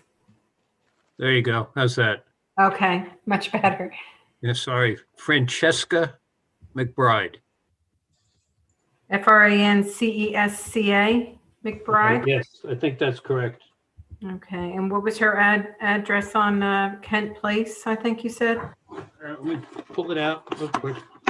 Sure, and your first name is John? John, correct. Great, John? John. Okay, great, thank you.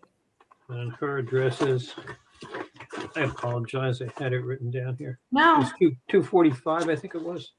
249. Great, Kent thank Place you so Boulevard. much. Mhm.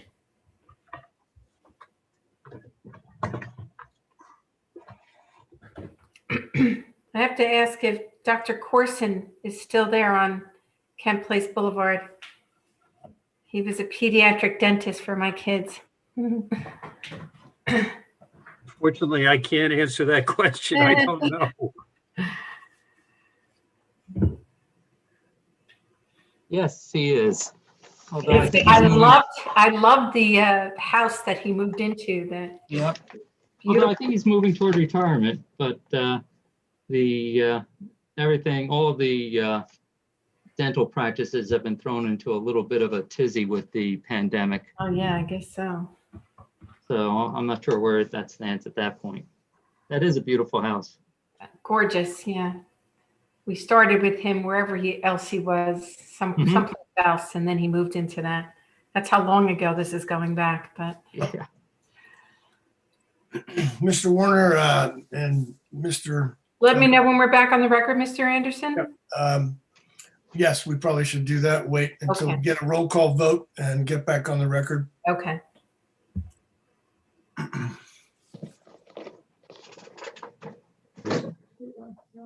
Why am I still muted? Chris, can you give us a roll call?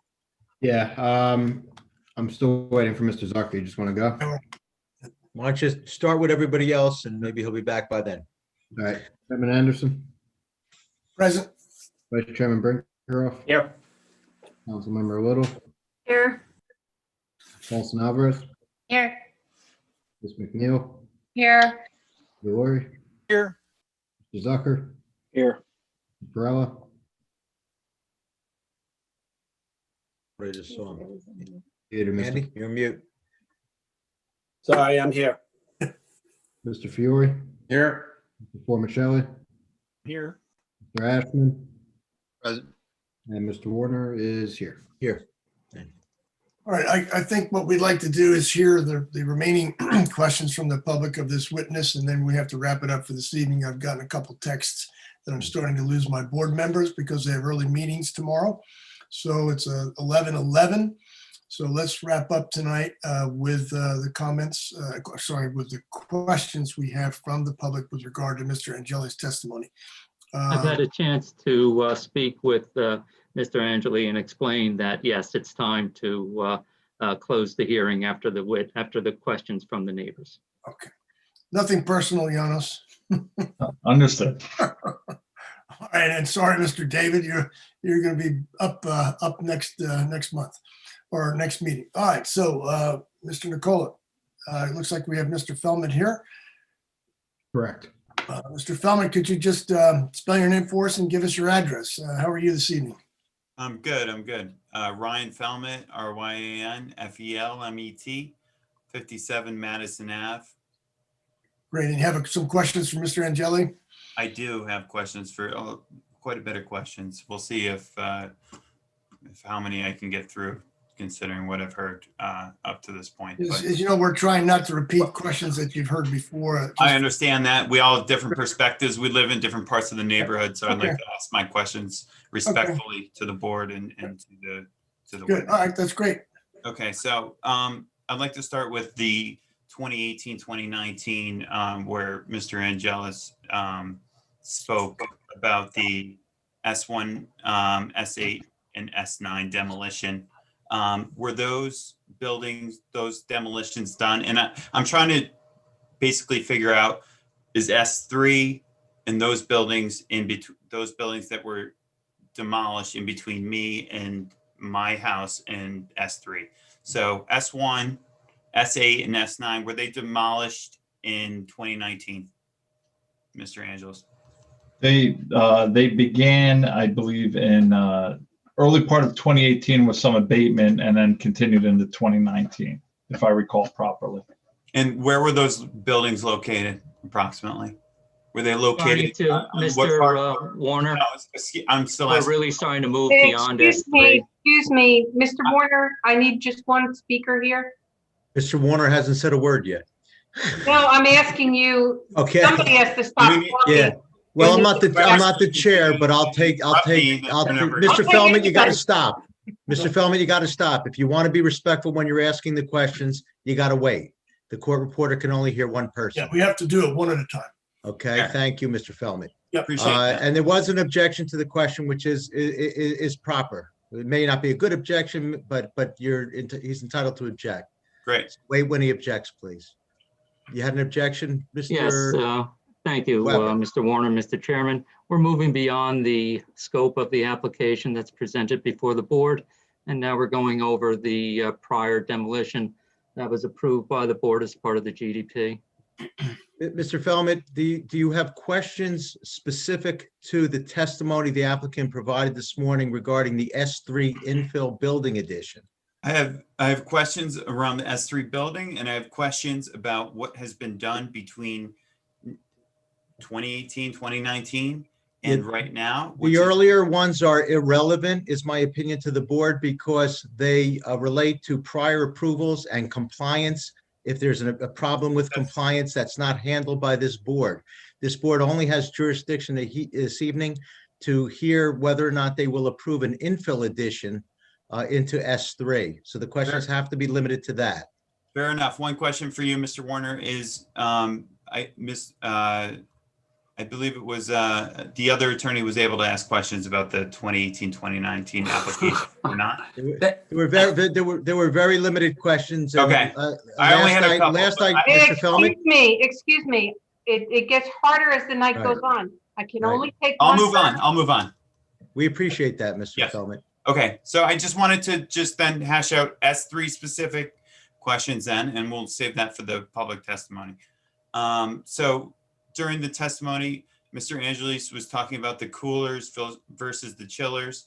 I'd just like if he can restate the difference between the two as far as the sound is concerned, and if he has any specific decibel differences that he can explain to us, because he made the attorney Weber and Mr. Angelis had a exchange about the sound related to the coolers and the chillers on S3, and that was a 15-minute exchange or so. So I'd like to hear just one more time if you can explain to us, to the community, the difference, because I think that was trying to put the community at ease as far as the noise related to S3.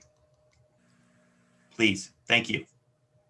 So Mr. Feldman, your question, say it again, is what is? Yeah, my question is, I believe you said you're putting coolers on S3, not chillers, right?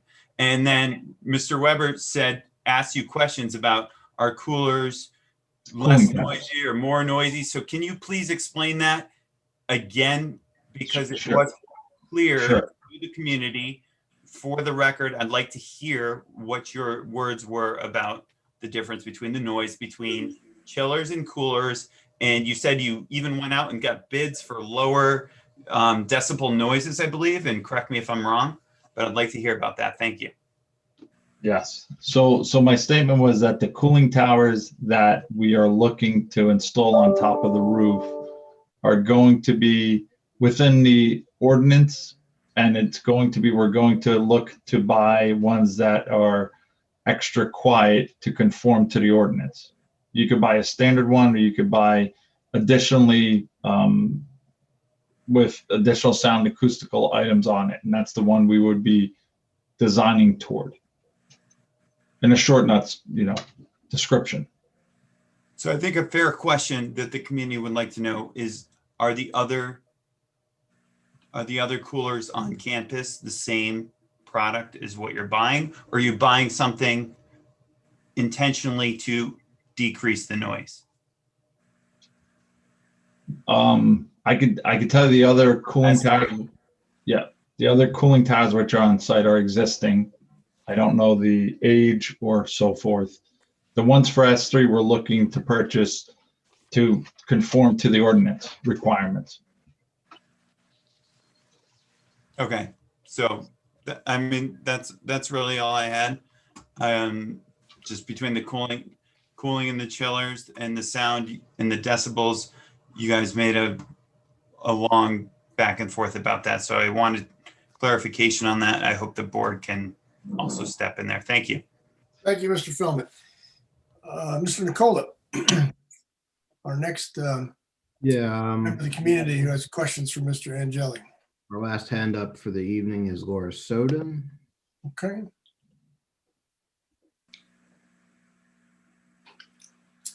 Hi, good evening. Thank you.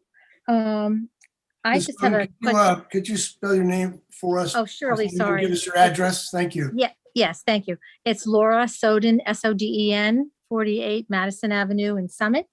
Very well. Hi, I have a question about the demolition that you're going to be doing and what exactly it's going to entail for S3.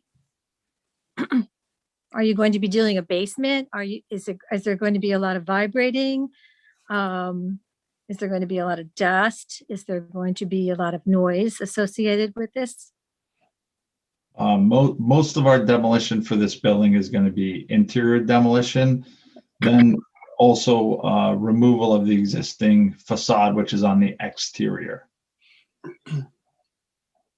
Okay, and it's going to take about a year to do this whole project?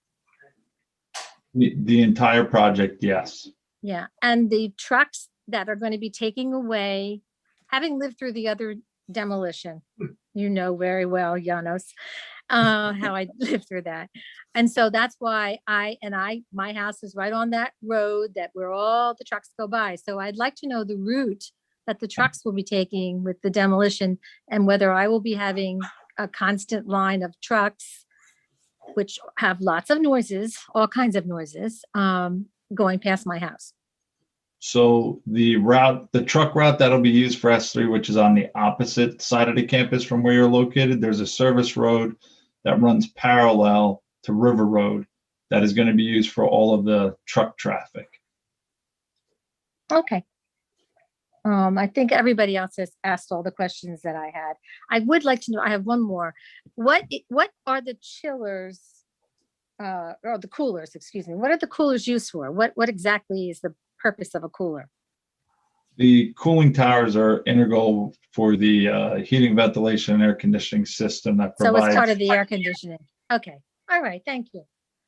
Thank you, Ms. Soden. Thank you for staying up so late with us. Again, our public having questions of Mr. Angeli's testimony, now that it's 11:20, and given Mr. David, as you said, Mr. Weber needs about 45 minutes, I think it would be best if we started our next meeting with him so that we don't have to repeat, basically his testimony starting with the next meeting. Agreed. And so the next meeting, Mr. Nicola, is? Well, the next planning board meeting is February 22nd, but we have the Primrose application scheduled there. Right. It may be wise to get to the March 22nd date. If I may, Mr. Nicola, don't we have another one in addition to Primrose on that date, or am I wrong? Yeah, we have Primrose and 43 Woodland, who's been kind of hanging out for a while now, so. All right, so it looks like, Mr. Weber, we're kicking it for a month, I guess, March, whatever that date is. Would it be possible to request a special meeting in the beginning of March? Mr. Nicola, I don't have an objection to that. I just don't know from a scheduling perspective if we have any issues with that. I know we'd like to get this done. You know, Bristol Myers is a important, member of our community, and we want to be responsive. And I know you've been delayed a couple of times for various reasons. So if it was possible to do a special meeting, it certainly was okay with me. Mr. Nicola, is that something you can answer tonight, or you need to check your schedule, or? I would say that's really up to the board entirely. And then it's, if the board does want to do a special meeting, then we have to look to Mr. Warner, Mr. Dorr, Mr. Burgess, and make sure we have availability for said meeting. And special noticing. Yeah, we'd have to renotice. Yep. And sunshine noticing by the city. Yeah. And I think, I don't know how the board members feel, but I think because of this, the importance of this, member of our community, I think we should try to do whatever we can to move it along for their benefit. So I'd like to suggest that we do another special meeting sometime, 10th, 12th, 15th, or whatever it is of March, if we can find all the people lining up for it. Thank you, Mr. Chairman. And I appreciate the board holding a special meeting tonight. And I appreciate the fact that they're willing to consider another special meeting. I know that you're volunteers, and I know that it is something that is time consuming and requires your attention. And certainly on behalf of Bristol Myers, it is appreciated. Okay, great. Gee, the mayor didn't tell me I was a volunteer, so I'm glad you told me that. Look in your paycheck. That's right.